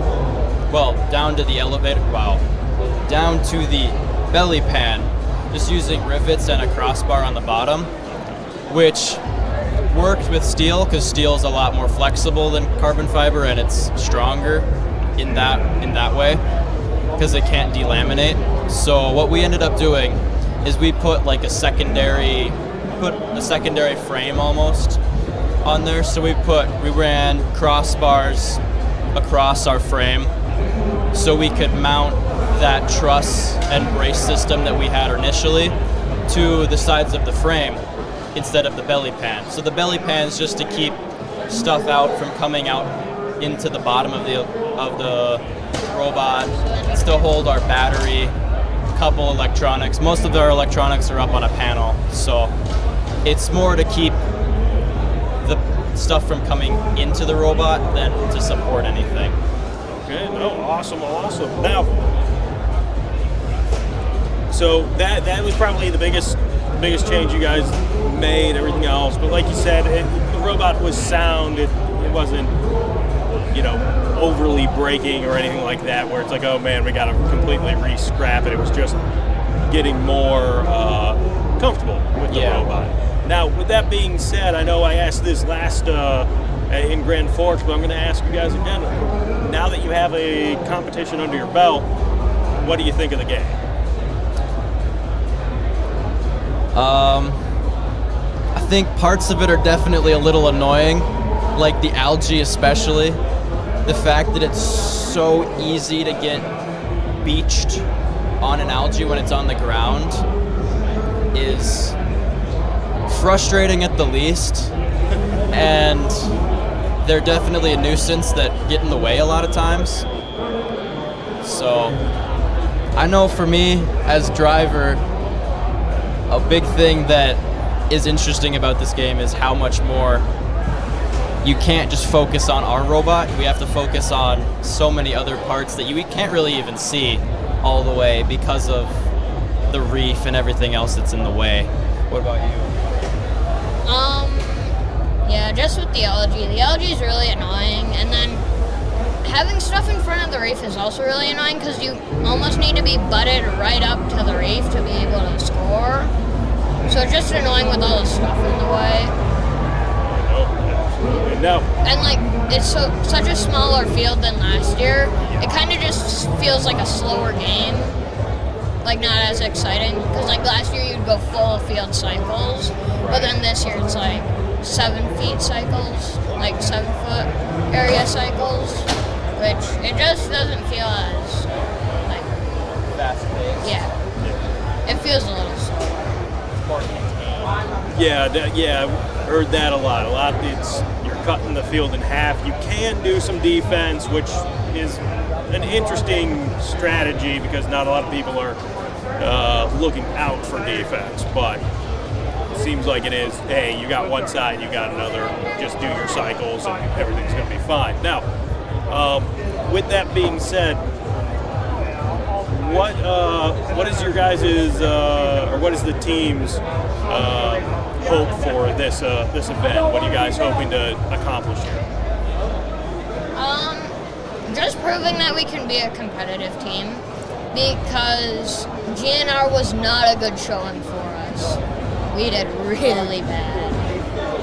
So just proving that we are a competitive team and we can do all of this stuff. Yeah, just showing that we built a robot that is more than capable of accomplishing what is the goal for this competition this year. Score as much as you can. I mean, we want to show that we can do it. I mean, ideally, I think our biggest goal is probably Houston, right? But I think a good goal, at least for today, just take it one match at a time, not let anything not let previous matches affect how our current and future matches go, which I know is tough. And hopefully let's make it to playoffs. Perfect. Well, with that being said, any last shout-outs, any last things you want to share before I let you guys go? I've got a shout-out. Shout out to Derek and Sarah Soybert, while hopefully watching from home in Virginia. Do you have any? All right. Shout out the Soyberts. Miss you guys. Alrighty. Well, thank you guys again for coming over. Always a pleasure talking with you guys. From everybody else, we'll be right back.